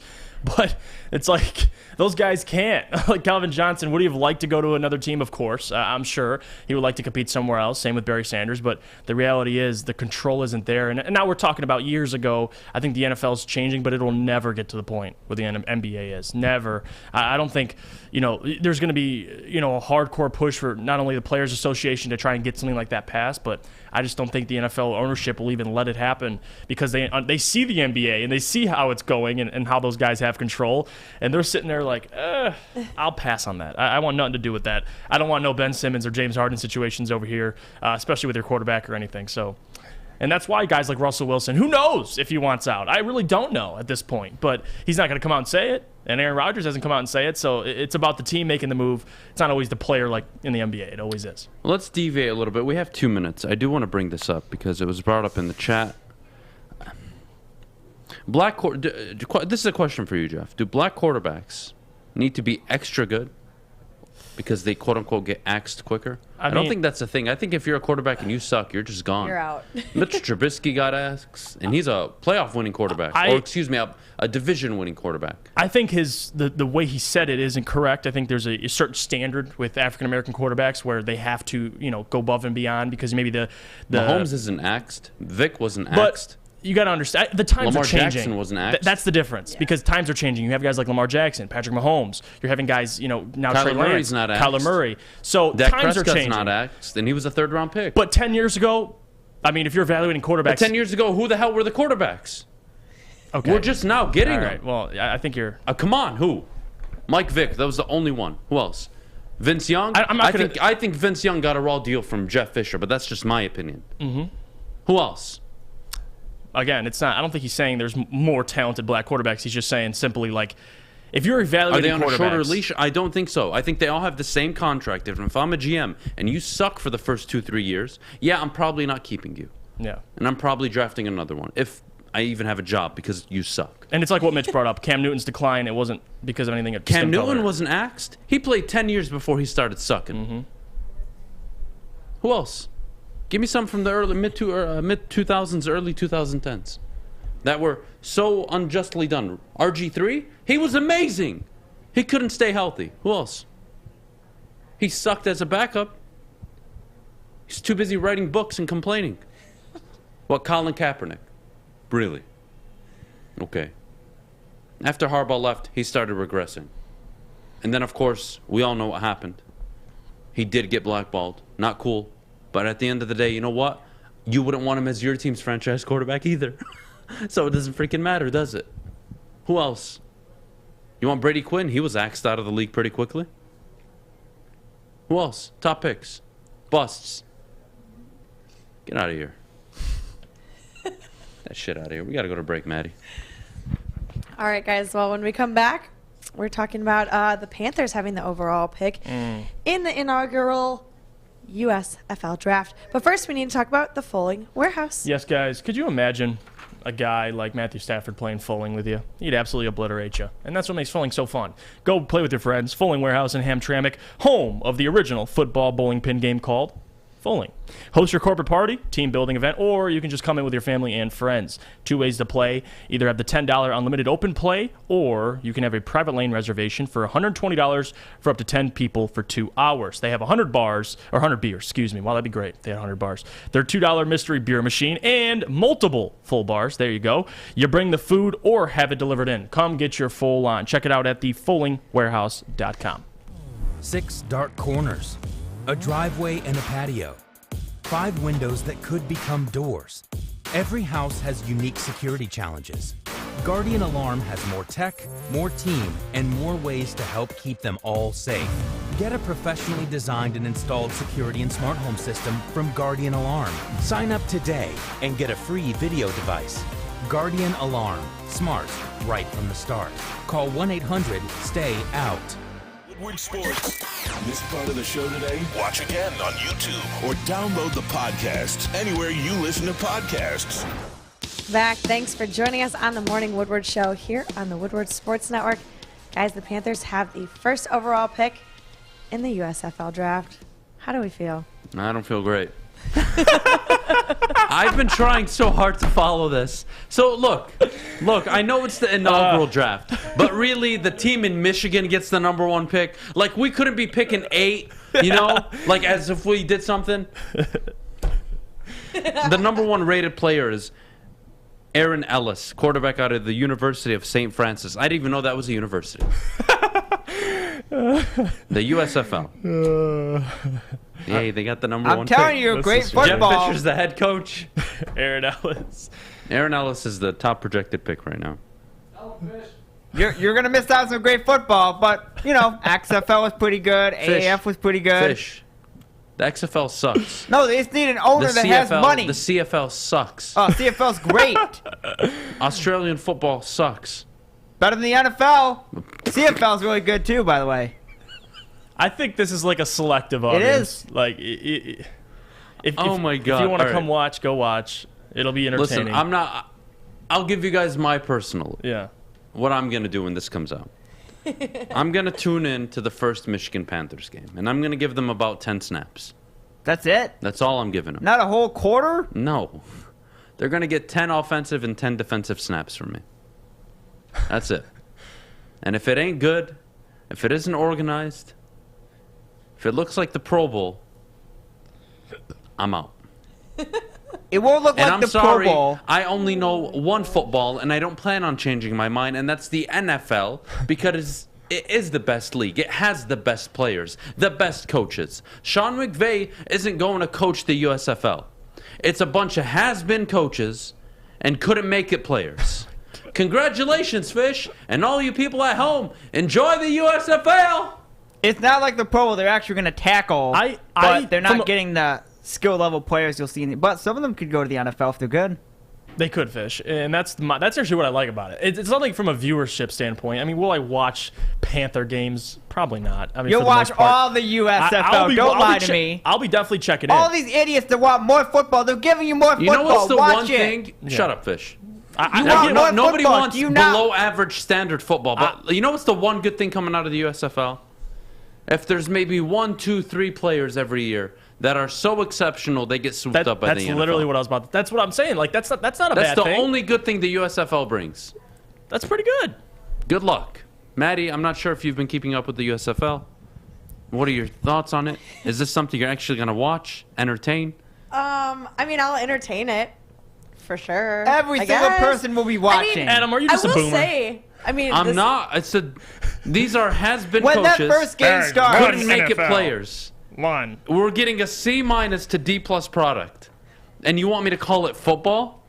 You don't even. Okay, listen. I get what you're saying because it's obviously like the basement of the NFL. But to degrade it already before he even got it, you're like it's a D+ before. Like we haven't even seen the Panthers. I mean, I don't know what we're getting. It could be horrible. It could be god-awful. No. You guys are gonna sit and listen to me now. Since you want to start this with me, I'm gonna give you. All right, I'm gonna give you the player pool for the USFL draft. Oh, it's not you ready pretty. for this? It ain't pretty. Aaron Ellis. Yes. Abdul Beckham. Yeah. Adewale Adoyi. Ahmad Gooden. Hey. AJ Bush out of Illinois. Don't sleep on him. AJ Green. Hey. What colleges are these? The University of Lynchburg? That's a thing? Yeah, Tuskegee? Love UTM? Tuskegee. What the hell's UTM? Those are all like Harding Division University, 2, Division 3, FCS. St. Vincent College, Rocky Mountain. I thought that was the Rocky Mountains, not a goddamn college. Yeah, you know Rocky Mountains? Seminole State? What is that? The like Division 2 of Florida State? Yes. Division 2, Division 3. Kennesaw State? Oh, if they were playing in Albany Fisher? If they played in St. John Fisher? they'd probably be on a practice Fairmont squad. State? All right. These are the Fairmont spam. State, yeah. These are the spam universities that send you college letters when you're in high school and you think you're big stuff. You got a lot of those, didn't you? Oh yeah. Wait, Jeff Fisher is the GM, the coach, and the GM of the Panthers? Yeah. Yeah, they don't have money to pay for both. What the hell? Yeah, And who the hell wants to be both? Wait. Well, and he probably I'm always signed up. evaluating guys. He probably always Guys, signed up one for of the both. top prospects in the draft is a kicker. Wait. Yeah. Hold on. I can't just let You this need a slide kicker. by. I can't let this slide by. I don't even care that he's the GM and coach. Let him. I mean, it's just too But much. That makes me immediately disinterested. Even These more. aren't even Division II colleges. I don't want Joik Jeff is Fisher. looking at the USFL and laughing. And he was a Division II athlete. Okay, well, that's Come different, I on. think. I mean, You might as well get middle schoolers and try them out. You have a better chance. nah. I can't watch this. I'd rather watch high school football. No, you'll be watching. No, I won't be. You'll flip on the I'm TV, gonna give you'll it a see chance. football, and you'll be like, I will be honest. I'm going to give it a chance. 10 snaps on offense and defense for the Michigan Panthers. Having said that, did you hear the player pool I just gave you? I did. And all the undrafted free agents that go out, all the has-been and rejects from the NFL that don't get picked up in the undrafted free agency period, they're going to run to the USFL. Yay. And maybe one, like a P.J. Walker, right? I think he's the Carolina Panthers quarterback that came from the XFL. He's yeah, the look one. how he turned out. Yeah, he sucks. He's a backup. Yeah, killed the Lions. Stick, that was not the time for that one. Killed them. Murdered them. That was not. Yeah, that was too much of a low blow. I'd even say. Yeah, no, it's Oh bad. my God. I don't mind I'd rather watch I don't mind AEW wrestling than than the USFL. And that's scripted. Wrestling is scripted. And I'd rather watch it than this football. But it's entertaining. That's why You know I'd what rather else watch is it. entertaining? Yes, My flag that's the football point. league, but it's fine. I'd rather watch Maddie's flag football league, to be honest with you. You know what's even more sad too? Like if you think teams like if they have a USFL franchise in Kansas City or LA, you think they give a damn at all? Like they're probably like, who? I think that's the way to go about the USFL. It's like, who are the Panthers? I think the way to go about the USFL is for every NFL team, eventually, you have a USFL team in that state. And they become the minors or your practice squad. And you call them up as you want. And they play during the off season, and you can call them up to the team, or you can leave them down there, and they're available to get so called like up. the practice squad. I don't know. I'm if throwing you some will. random idea because I see Well, the that's the NFL USFL Development falling League. apart in less than 3 years. MLB has that. NBA has that. They all have a development. Yeah, The but I NFL mean, is the much more NFL has college, and they don't have to pay for it, which is really, really great. So they have their own minor league system where they don't even have to pay anybody. So that's kind of amazing. Oh, I like this question before we end. If you were forced to watch the USFL or the WNBA for 1 month, which one would you? I'm watching the WNBA. WNBA. Oh my But God! yeah, that's an easy Give question. me the USFL. Wait, what? Are you serious? I'm not watching that garbage. Are you serious? You're gonna get That is canceled, the Adam. most Good luck. piss poor league. Are you serious? I can't believe you guys are making me do this. You really want me to You're shoot gonna- down young You're women gonna and get children's canceled. Oh, boy. dreams That's right the now? confusion I have. Like you just crapped on the The USFL for 20 minutes. is and a now you're gonna- startup fund. It's a startup project. Yeah. The WNBA Is a league. paid for by the NBA Yeah. that can't hold its own because it doesn't draw attention. It doesn't draw viewers. It doesn't draw people Yeah, to but the it's stadium. at least top skill players that have made it there. It's not like the basement of the NFL. I think look, those women- like Paige Buchers, I know her. I know the chick at Iowa. She's really talented. But the dope. WNBA is not a thing I can watch. That's my personal opinion. Now, if I was to get my son into watching a sport, would it be the WNBA or the Motor City We're Cruise? not It would be the talking Motor about City your Cruise. non-existent son. No, maybe that's me being biased. I like basketball, but at the end of the day, You would man, not watch the WNBA over I would. football. Oh, USFL, I would. USFL, you really would, huh? Yeah. That was the I argument. question It's everything not about football, Jack. No, it's it's USFL. the USFL is technically football. But you just right? said it's going to be a D It'll plus be- product. Yeah, the F minus version of I a didn't know football we did product the is better hand than the A signals. plus version of women's basketball. Well, that's your opinion. And I know that hurts a lot of people. Oh, yeah. But I that's don't the get truth. hurt because it's your opinion. I'm good. Truth hurts. I'm healthy. Get Look at me right smiling. over your Twitter DMs, Adam. Go compare the Women hate are WNBA sexist. finals. You're Go an compare- idiot. Go compare. Fish, shut the hell up. Go compare the WNBA finals, their ratings, compared to the inaugural USFL game or one of the XFL games. And it's not even close. Well, of course, the hype. That's the point. Nobody's watching the damn thing. Why would I want to watch it for a month? What about the USFL in about 5-6 weeks after that? I don't care. Compare. I'll watch it for a whole month. The inaugural. Over the WNBA. Yeah, the debut. I'm giving you the upper echelon, the most important part of the year for the WNBA. You compare the ratings to that compared to the USFL. And their seasons are similar, You're going to be too. severely disappointed. We're not talking about the ratings. no one's I don't arguing give a ratings. shit You're about asking me ratings. what I should watch. Why would I watch something nobody's watching except homeless people Okay, who are walking by let me- and seeing people don't ESPN have on the TV? TVs. Let me from the ask you, bar. and let me ask you this: so you're a guy who watches things everyone watches. That's what you're saying. Like you like, if everyone's going to watch something, I'm going to go You're a watch follower it. is what we're That's what saying. you are, essentially, right? No. Okay, then what was your argument about? You're bringing up analytics. The statistics say that's why I'm going to watch it. Oh my Well, God! then why are Okay, you let me watching repeat it? myself one more time so we can just get over this and get the hell out of here. What's your personal Because it's opinion? probably my last show. Personal opinion. You got who asked that question, by the way? Who asked it? Go find it. I want to know who. He goes, I want to know who. Now everyone's arguing. I can't find asked it. that question? Who? I want to know. Marcel Edwards. Marcel You now Edwards. have a Marcel bat Edwards, my dear in Adam's friend. basement. I'm about 2 seconds away from banning you from the YouTube channel. It's a great question, but you just got me in trouble, you jackass. Listen, at the end of the day, the WNBA is what it is. You can't argue against it. No. I look. Thank you. Oh, I didn't okay. say it. I didn't say it. Okay, I'm somebody not else saying, said it. I'm saying compared to USFL. I compared to USFL, I'd rather watch the USFL, even though I think it's probably the minor of minor leagues. That's fine. For the NFL, That's fine. it's still better than the WNBA. Thank you for your opinion. I really appreciate you coming on the show. It's like these idiots. I'm sorry. Somebody's got to say it because no one's standing up for this country and what we believe in. Clearly, Who's we? No. Who's Fish we? is an idiot. Listen, that's like you people trying to convince me that the women's soccer team is better than the men's soccer team. You're comparing the same sport. I hate that discussion. The argument was NBA and WNBA. It's the dumbest thing because one sport brings X amount of revenue, the other brings X amount, and yet we're having this conversation as like we're all pieces of crap here. Nobody is. No one's saying. If you ask me NFL or Just the WNBA, I'm gonna say the or the NFL. How? Oh wait, yes, of course. We're talking the about USFL and WNBA. The USFL. I would rather watch the Okay, USFL. then go watch. How What's can his you name? watch- What was that prospect's name that you named? Aaron Ellis. You can go watch Aaron Ellis sling the ball. I'd rather watch Aaron Ellis sling the ball than watch what's her name? What's that? Whitney Griner with the I Las don't know. Name Vegas, somebody. What's their name? Commanders, I think. Oh, yeah, Las what? Vegas Aces? No, Aces. Yeah, Aces. Las Vegas. The Cambridge girl. Yeah, I'll pass. I'll rather watch football. Okay.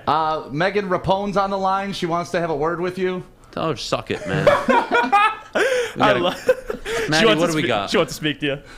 I have no idea. Okay, we got to go to break. Yes, we do. When we come back, we're talking about Patrick Mahomes.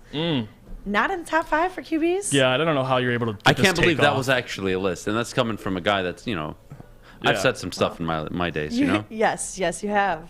But we'll save that for after break. But first, we need to talk about the sports marketing agency. Oh, let me tell you about our friends at the Sports Marketing Agency. And SMA has been leveraging pro athletes and other notables for a decade against the issues around mental health and substance use disorder. With all of our friends, you see them right there next to me, Devin Gardner, Michael Ealy, Lomas Brown, and our guy Braylon Edwards.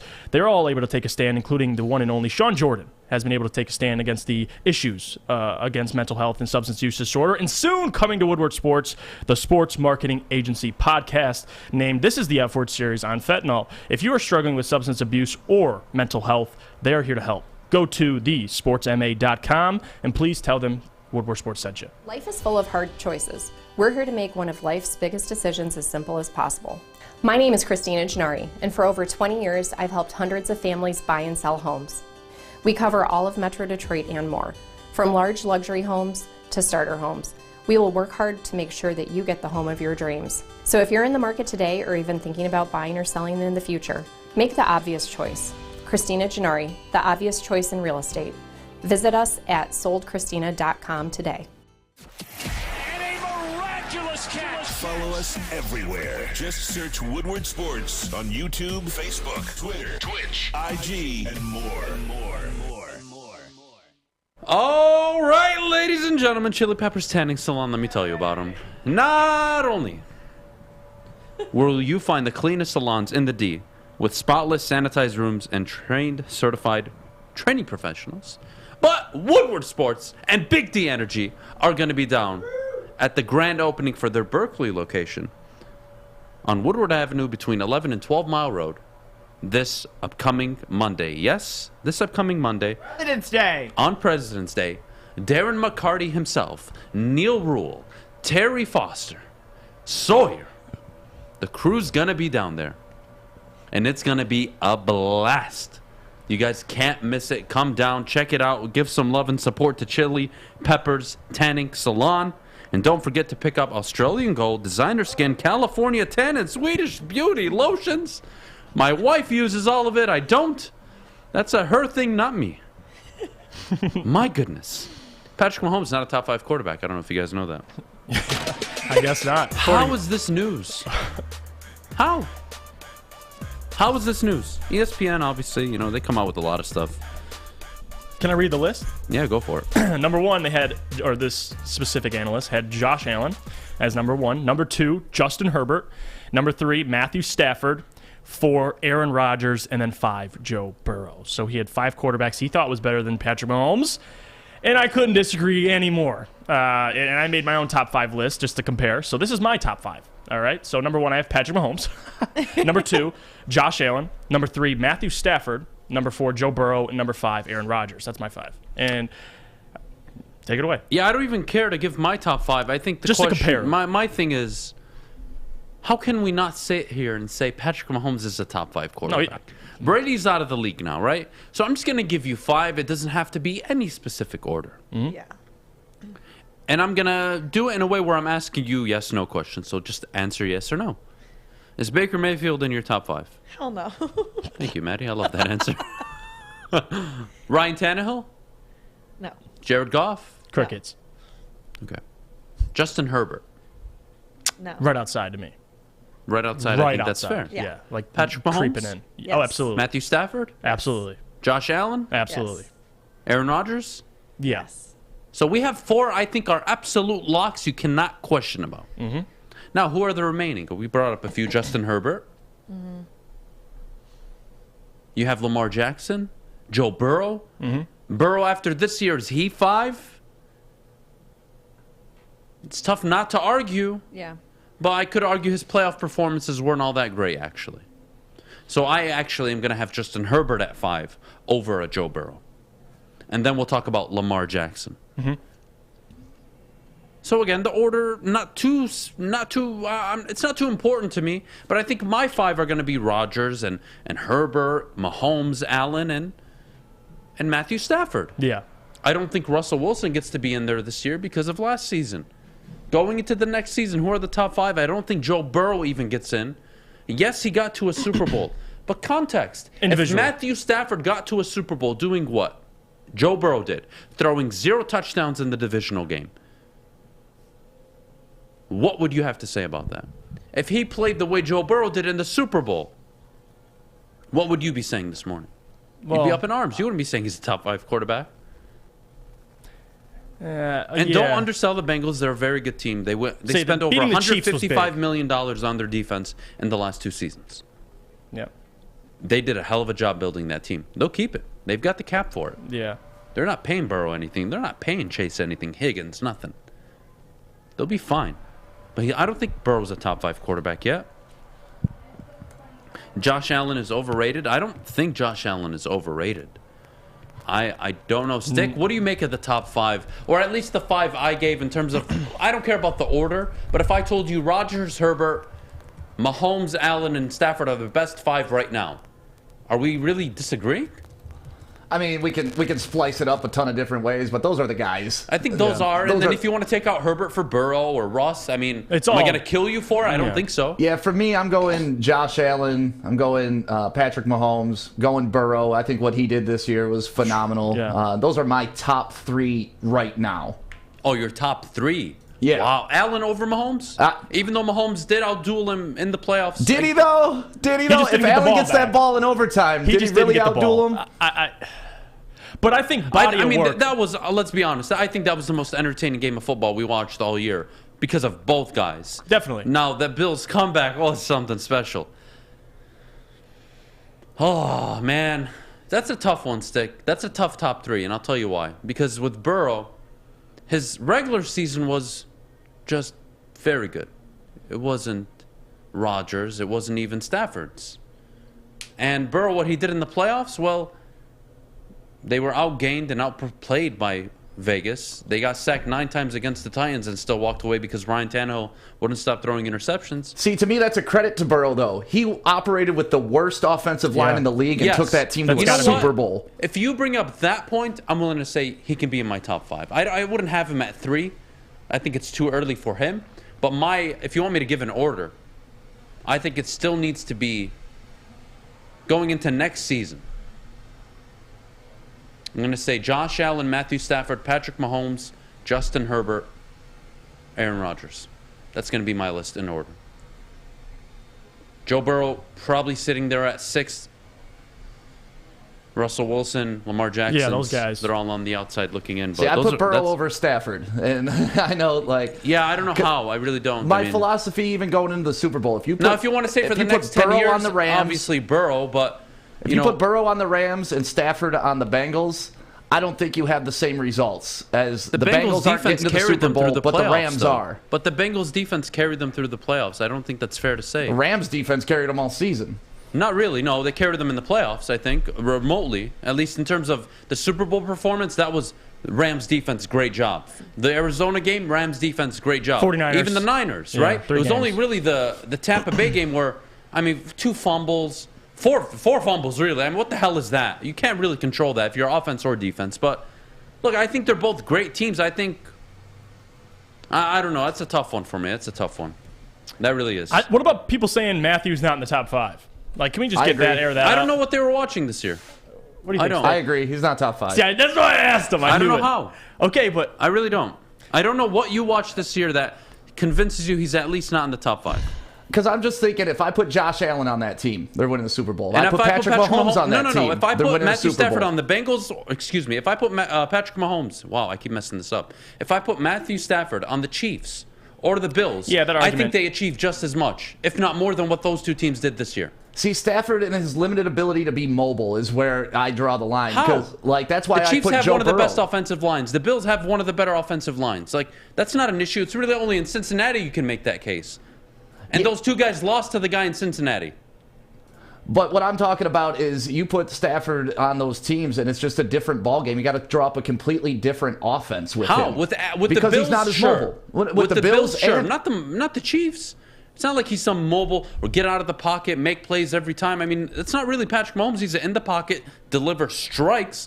And who else has the arm talent that Mahomes has? I think Allen does. I think Stafford does. I guess Rodgers. I think it's fair to say Rodgers has that kind of talent. That is one thing. They both can throw from every single arm angle. It's amazing. But the mobility is the difference. But again, it doesn't. I mean, you could. I think mobility is more so unscripted for Patrick Mahomes. It's not necessarily. Yeah, in the game I mean, plan. Allen Josh is Allen is a scripted. legitimate. It's, hey, we're going to use him dual scheme, right? With Lamar, you're going to expect quarterback draws running out of the pocket. You have to be aware of it. Yeah. I mean, Mahomes can do it. It doesn't mean that's like their philosophy. You think Stafford's like the last great pocket passer of the generations? Wow, that's a great question. I think Burrow's a pocket passer. I don't think he's a mobile quarterback. But he's mobile as hell. He was running for his life. I mean, running for your life is different than being a mobile quarterback. He's no Allen. He's no Lamar. He creates so much space in the pocket. Even when he was at LSU, remember how just hard that guy was to sack? Well, I think you just made your point then. Because you asked me if Matthew Stafford is one of the last pure pocket. I think Burrow can be. The way he maneuvers in and out of the pocket. To be honest, Russell Wilson, for as mobile as he is one of the best pocket quarterbacks in the NFL. So I think the question here is, are we seeing a more mobile game at the position of quarterback? Yes. But, Stick, what's the foundation of a quarterback? Being able to step up and throw in the pocket. Yeah, you have to be. And that's a must. I mean, that is that's a more with requirement Tom Brady than being mobile. going away, Aaron Rodgers he was somewhat mobile, but I just feel like the pocket passer is just becoming a thing of the past. Yeah, there's some truth to that. I get it. I get, this is all new right now. The Rams just won the Super Bowl, and I know you guys are probably, bringing this down to recency bias. I just don't think we're watching the same guy. I really don't. And I think when you evaluate Matthew Stafford for what he is, you evaluate what he worked with all season. You weren't saying Cooper Kupp was a top 5, hell, he wasn't even a top 10 wide receiver going into the year. Now, they had a team, they had a defense. Everybody knew the Rams defense was the 1A, but it was actually vice versa all year. And Stick, you mentioned to me, put Stafford on the Bengals, do they win, right? That was the flip-flop? Yeah, that's just if I put kind of Joe my Burrow, philosophy. if I put Joe Burrow on the Rams, Super Bowl champs. No, and I'll tell you why. Because Stafford, all his career, and again, I'm taking them in a vacuum right now, what they are. He's a 13-year vet. The other's a, 2-year vet? Or 3-year vet? No. This was 2 his years. second This is year. second year. Yeah, this is second year. And what I see is he doesn't lead. When he gets sacked against Tampa Bay on first down, they have to call timeout with 31 seconds left. He doesn't, not that he can't make those throws to Kupp, I don't think he has the mental strength to do it. I don't think that he survives the first 3 quarters against San Francisco. And I sure as hell don't think he wins with the Rams because last I checked, Burrow had the ball with 1:25. And they didn't get it done. And yes, Well, that defense took over, man. of course, but how fair And he is that? tore his Why is it MCL. that, He was why is playing it that on a Tom torn- Brady can win a Super Bowl because Mahomes is on his butt the whole time, but Matthew Stafford can't? That's my thing. And I'm not saying he's Tom Brady. Don't get me wrong. Obviously not.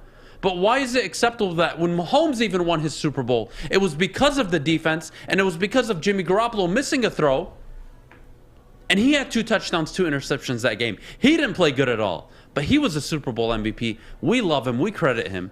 And there's a guy that, yes, was in Detroit for 12 years. Yes, had his moments where he didn't deliver for the franchise. But 1 year removed shows you what he can do with a good coach. Not a good coach, a really good coach. A really good front office. A really good culture and organization. Not the, I'm Jim Caldwell, I like all of you, I treat you all with respect culture. Don't you dare talk about Jim Caldwell. Yeah, I know, Sting. I love you, buddy. That's Bay right there. That's Bay. Oh, goodness me. All right, well, we got to go to break. When we come back, we're revisiting the viral video of Matthew Stafford walking away from, I can't remember what her name is. Kelly something. The photographer By the lady. way, we'll get to it. My goodness, people are rude on the internet, I know. by the way. I saw something this morning that really pissed me off. She deleted her Twitter account. I don't know if you know. Oh, I did not I have know a that. surprise for you.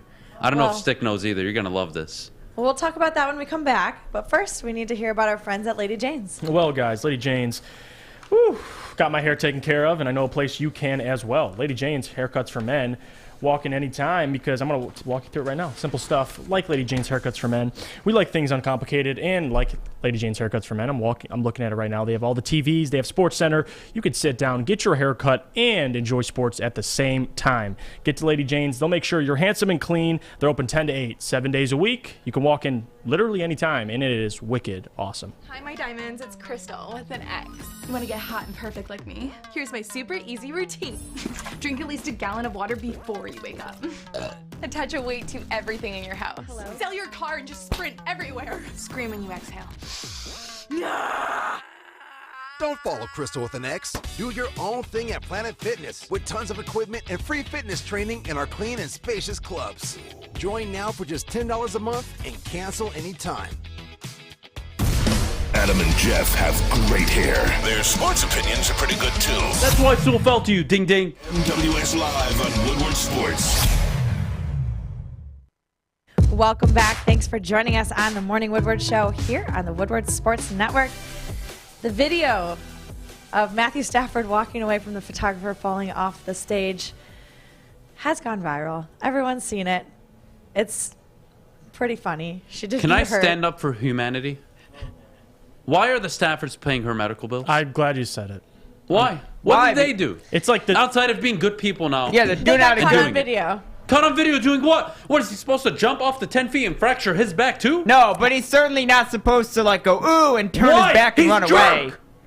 What No, did you what expect? did you want him to He's do in that intoxicated. He's situation? drinking I know water, that. trying to figure out what the hell's going on that day. But people are pissed that he turned away. If he would have stood there and just put his mouth out, I'm sorry, Matthew people would have been Stafford, happy. shame on you, you piece of shit. You low-life son of a you-know-what. How dare you? How dare you that somebody fell off? You can't go down there and help her anyways. How dare that she fell off and you said, walked away. They are bad. I know they are, but Like, Matthew he's got to Stafford pay her didn't bills will. now. Imagine if it wasn't caught on video, like the fact that it was all over social media and he had that pressure among everybody. Oh, wow, Stafford walking away from the girl, hurting her back. I feel like the narrative with that also pushed them to pay for her medical bills. Now, I'm not saying he shouldn't have, but why is he? Like, what made him have to pay for I her don't know medical why bills? he's paying. That's the question. Look, great people. Look, the Staffords have always been, by the way, very generous. I don't think that's an issue. But, you know, that guilt into doing this, like what? She wanted to take a picture of them. She didn't realize at the stage, there was no stage there. And she fell down. Horrible accident. Feel awful. Yeah. Her company that she works for and the city of Los Angeles can take care of that. Because it's their responsibility for those hazards. Right. Not just her. Not the Staffords. okay, the Staffords are good And people. I'm sure he knew in that moment she fractured her back, right? Come on. The Staffords are probably doing it out of their good heart, but they're also doing it probably out of public pressure. I bet you That's what Stafford the has problem a is, crap Fitz. ton of DMs Yeah, of, hey, you're an idiot, you know, bunch of bad stuff. This isn't like she fell, 'Cause he looked somewhere away. at the parade, and the Staffords heard about it, and now they're paying for her medical bills. The part of it is they were right there They when she didn't push fell. her down. I know. You guys realize it's all because Stafford looked away. If he would have just stood there for like 2 seconds, then that camera zoomed out, everyone would have been like, oh, okay, cool, the Staffords are good Help me, people. Stick. But because he turned his back, people just said, F it. We hate him now. I just want to say, we're all grown-ass men in this room, besides Maddie. She's not besides a grown-ass man. I'm not. Yeah, Fish is a growing man. But like I said, optics were bad, and if any woman ever falls in front of you, your initial reaction should be to help them up. Like, period. No matter if you're wasted or whatever. And granted, listen, it was a prisoner of the moment situation. He didn't know she broke her back, but it just looked bad. And it's the Rams that are helping pay for her bills. Stafford and Kelly just kind of threw their name in there with that. But yeah, optic-wise, man, when I first saw it, I was like, ugh, dude, if I ever see a woman fall, I'm helping her up. That's it. We live in a horrible world, and I'll tell you why.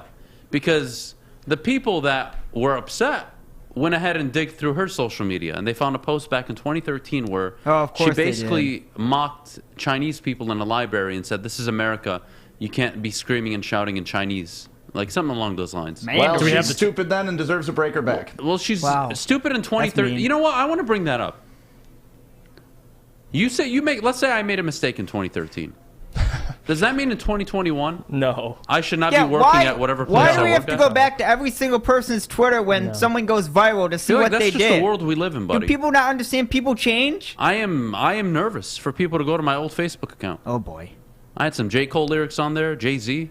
God knows what I quoted up there. I don't even remember. But I guess, with that being said, people aren't allowed to change. I guess we can't change. Fish what you did 10 years ago. My question is, if you're going to call out somebody for being imperfect and making a mistake, are you perfect?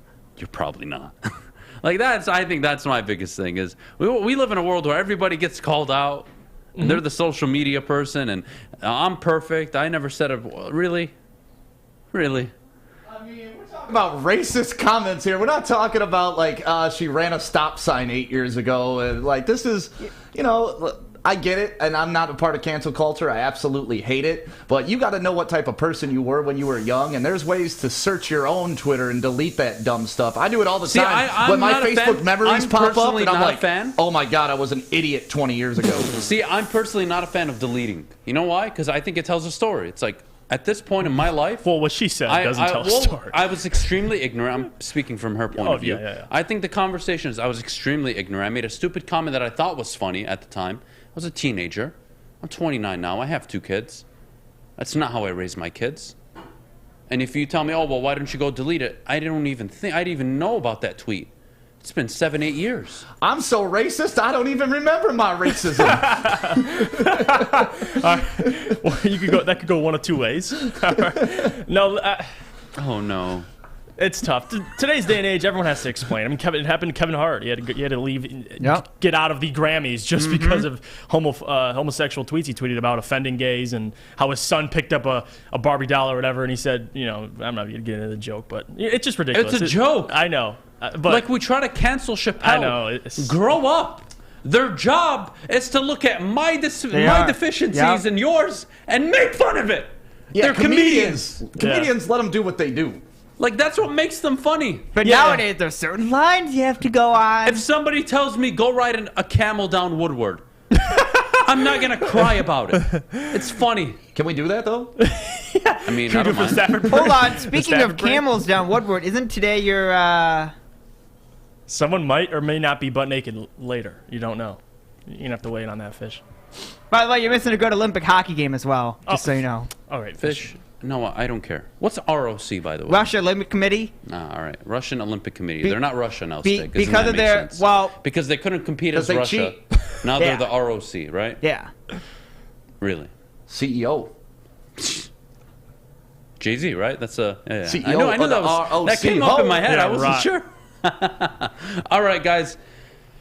Whew. Mailbag time. Call in 313-552-6322. Jeff, get the number in the chat. When we get back, we'll take all your questions. Please don't ask me anything that'll get me canceled. I would appreciate that. We'll see you guys right after the break.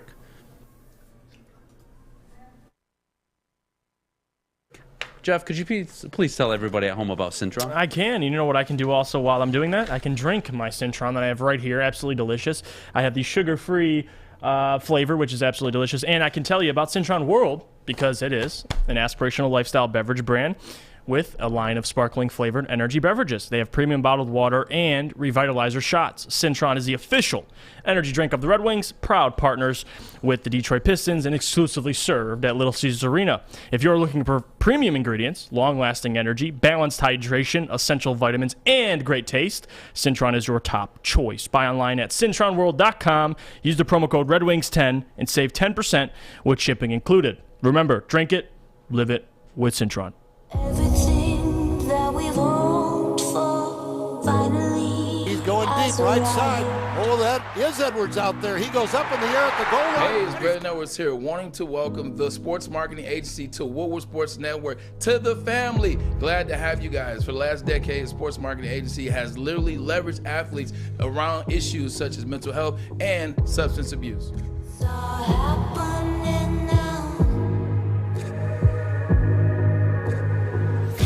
Make sure you're listening to Woodward Sports all day long. Start your morning with the Morning Woodward Show. Spend middays with Big D Energy. Watch and listen your drive home with the bottom line. And don't forget about Woodward Bets Daily. All live, all right here on the Woodward Sports Network. All right, time to get some questions answered. We'll start with one funky Lions fan, Adam. If you have no choice and have to watch one of these three, or excuse me, one of these for the next 8 hours, which do you choose? WNBA, USFL, CFL, or the LFL? Oh, What's the LFL? LFL? Easy answer. Yeah. Oh. I figured you. Adam, it depends who's playing. No, I'm joking. So let me check my Xfinity account. Let me see if this is even on my my watching list. I'm going to go. Just delete your history. I'm probably going to go the USFL. I'm not watching anything Canadian. I don't support the Canadians. Canadian football is like I'm waiting for basically the day the US NFL. invades Canada so I can enlist. It's one step below the NFL, maybe a half a step. Yeah, no. Shut up. All right. There's a big difference. No. The Canadian football is like they a eat half a poutines step at below. halftime, Fish. They suck. They don't eat poutine at There's half. a reason they're playing in Canada. The LFL might eat poutines too. Stick to hockey, Fish. Do you think the Red Wings will be getting back to the playoffs on a regular basis starting in a couple years? I absolutely do. I think they go on a minimum 10-year run. Minimum 10. Where they're in the playoffs year in and year out. Definitely. I really do. Sider, Raymond, that core. Larkin is still relatively young in hockey. I think they have the core 3 and 4 with Svitsin coming up. I think that's going to be a hell of a hockey team. Let's see what other questions we have in here. Lions are favorite to sign ex-Ram and Falcon, Dexter Fowler. Dante Fowler. Dante Fowler. I think he just did, yeah. But do you agree or disagree? I disagree. I don't think they need to sign any corners. No. I think they did a good job under Aaron Glenn. I think they improved. You're getting Jeff Okuda back. I don't see why you're going to want to spend median market value on a corner. That's definitely not the position I think they spend on. Opinions on Sam Howell at 32, Jeff. If Home believes he's our future, do you follow him with the pick or do you question it? I'm always going to question it because I'm still going to stand. And listen, I respect Brad Holmes. I have faith in him. But I'm going to stand by my opinion. And I don't think the Lions should draft a quarterback this year. So I would definitely be questioning him. But again, we don't know what Matt Corral is going to be. So you're going to have to wait and see for any quarterback he finds. Because at the end of the day, that's Brad Holmes and that's who he's in love with. So we're going to have to wait and see. Do you pass on Mitchell Robinson and keep Beef Stew because you have a feeling you can go for him in free agency this offseason? Yeah, I wouldn't trade guys, especially now, especially Beef Stew. I mean, you say what you want about him and his potential, but reaching for a guy who can get in free agency, don't do it. Especially for a guy you still have on a rookie contract. I would not do it. Do you think Chris Ballard, Indianapolis Colts GM, is on the hot seat for being too cheap and not trading for Stafford, meanwhile still losing a first-round pick trading for Carson Wentz and reportedly not going for Aaron Rodgers? I wouldn't say hot seat, but it definitely, I mean, it ain't a good trade. And now you're looking back on it. And GMs miss, we know this, but Chris Ballard has made a lot more good decisions than the bad decisions. And I would fault him actually for that, not pursuing Matthew Stafford more seriously or not even pursuing Aaron Rodgers, let alone Matthew was never going to the Colts. He wanted to go to LA. So you got to look at it. Can we kind of like brush off the narrative that's given to Carson Wentz? What's the narrative? They choked the last game. They really did. That was bad. But his receiving core is what? Michael Pittman and who? And not only that, that's his receiving core. He had a higher passer rating than Josh Allen, than Ryan Tannehill. It's just those big... It's not that he's some horrible quarterback. But it's the must-win. He's average, right? He's a little above average. He's no Allen Mahomes, don't get me wrong. But you can win with the guy. Opinions on trading back at number 2 to prioritize linebacker and wide receiver. Lucas, I'm with you. I just don't see who the trade partner is. Who's trading up at 2 to draft Kenny Pickett? Who? Or any prospect. Who's trading up to take one of the edge rushers? I don't think anybody. Who's going to trade up to grab Neal or Leal or Stingley or Hamilton? No one's trading up to 2. I don't see the market for it. That is one of, if not my biggest problem with this. How do you feel about a late round quarterback for a backup like Ellerbe from Western Michigan? I'm not opposed to that. A late round quarterback, and just if you're a backup. I mean, listen, I like Tim Boyle, but the obvious is if you're going to reach on a guy late in the round or late in the draft, it's going to have to be somebody that isn't ass. Like, I don't want a guy who you're just drafting to draft. Hey, we're getting a backup quarterback. If someone falls late that you're like, all right, this guy's a suitable backup, respectable, like a Carson Strong, whoever it may be, I don't mind it. But, I mean, really, Ellerbe, from Western Michigan, I'm going to pass on that. But I get your premise, though. I agree. Backup wouldn't be a horrible idea. So Carson Wentz apparently is horrible, and he's getting a pass because he's white. All right, let me break down Carson Wentz's career for you. He started 85 games. He has a winning record. 140 touchdowns, only 57 interceptions. Yeah. In all of but 2 seasons in his 7-year career. 4 of the 6 seasons he's played, he's thrown for 7 interceptions only. He doesn't turn the ball over. He's thrown for over 20 touchdowns 4 of the 6 years. 31, so obviously his MVP almost year with the Eagles. The guy's a good quarterback. He's not special. Yeah, you could talk about. Don't sit there and talk to me like he's getting a pass. He's not Baker Mayfield. He's better than Baker. He's better than Tannehill. Hell, I'd say he's just as good, if not better, than Kirk Cousins. Get your BS out of the chat. Adam, when is the parade? The parade has been since Super Bowl Sunday, baby. We've been celebrating. You just celebrate all week. Jokes aside, Skylar Thompson is the guy. What else do we got in here? Would the Bengals be bold enough to offer Detroit their number 2 to get Neal? What would the Bengals offer? The 31st pick? And what? Jamar Chase? They're not doing that. Joe Burrow? Look, I think the Bengals made the right decision. You guys all clown them for drafting Jamar Chase. They are not in the Super Bowl without Jamar Chase. Maybe Joe Burrow is more happy and protected. He's a less sacked quarterback, but they're not in the Super Bowl without Jamar Chase. That's a fact. The most yards from scrimmage ever by a rookie in NFL history at the position. The most receiving yards ever by a receiver, ever, as a rookie. Regular and postseason combined. The most regular season yards. Do I have to get into it? Do I have to get into this? They're not trading up. They just aren't. I don't think that's realistic. All right, guys, we have time for about 2 more questions. How do we feel about trading for Jalen Hurts? I don't think the Eagles are trading him. He's got a 2nd-round rookie contract. Yeah. He costs them nothing. They're going to give him an opportunity. I don't think they trade Jalen Hurts. And they just made the playoffs. And are you going to give up the 32nd pick and a 2nd-round pick for Jalen Hurts? No, you're not. Wentz just seems really inconsistent at times to me. Sometimes he's lights out. Sometimes he feels like I'm watching Scott Mitchell. Yeah, that's the point. That's why he's just slightly above average. That's why he's not special. He's not great. He's not a Stafford, a Russ, a Brady, a Rodgers. He's not in the elite categories of year-to-year quarterbacks. But he's a pretty solid quarterback that you would have on your team if you didn't have any option.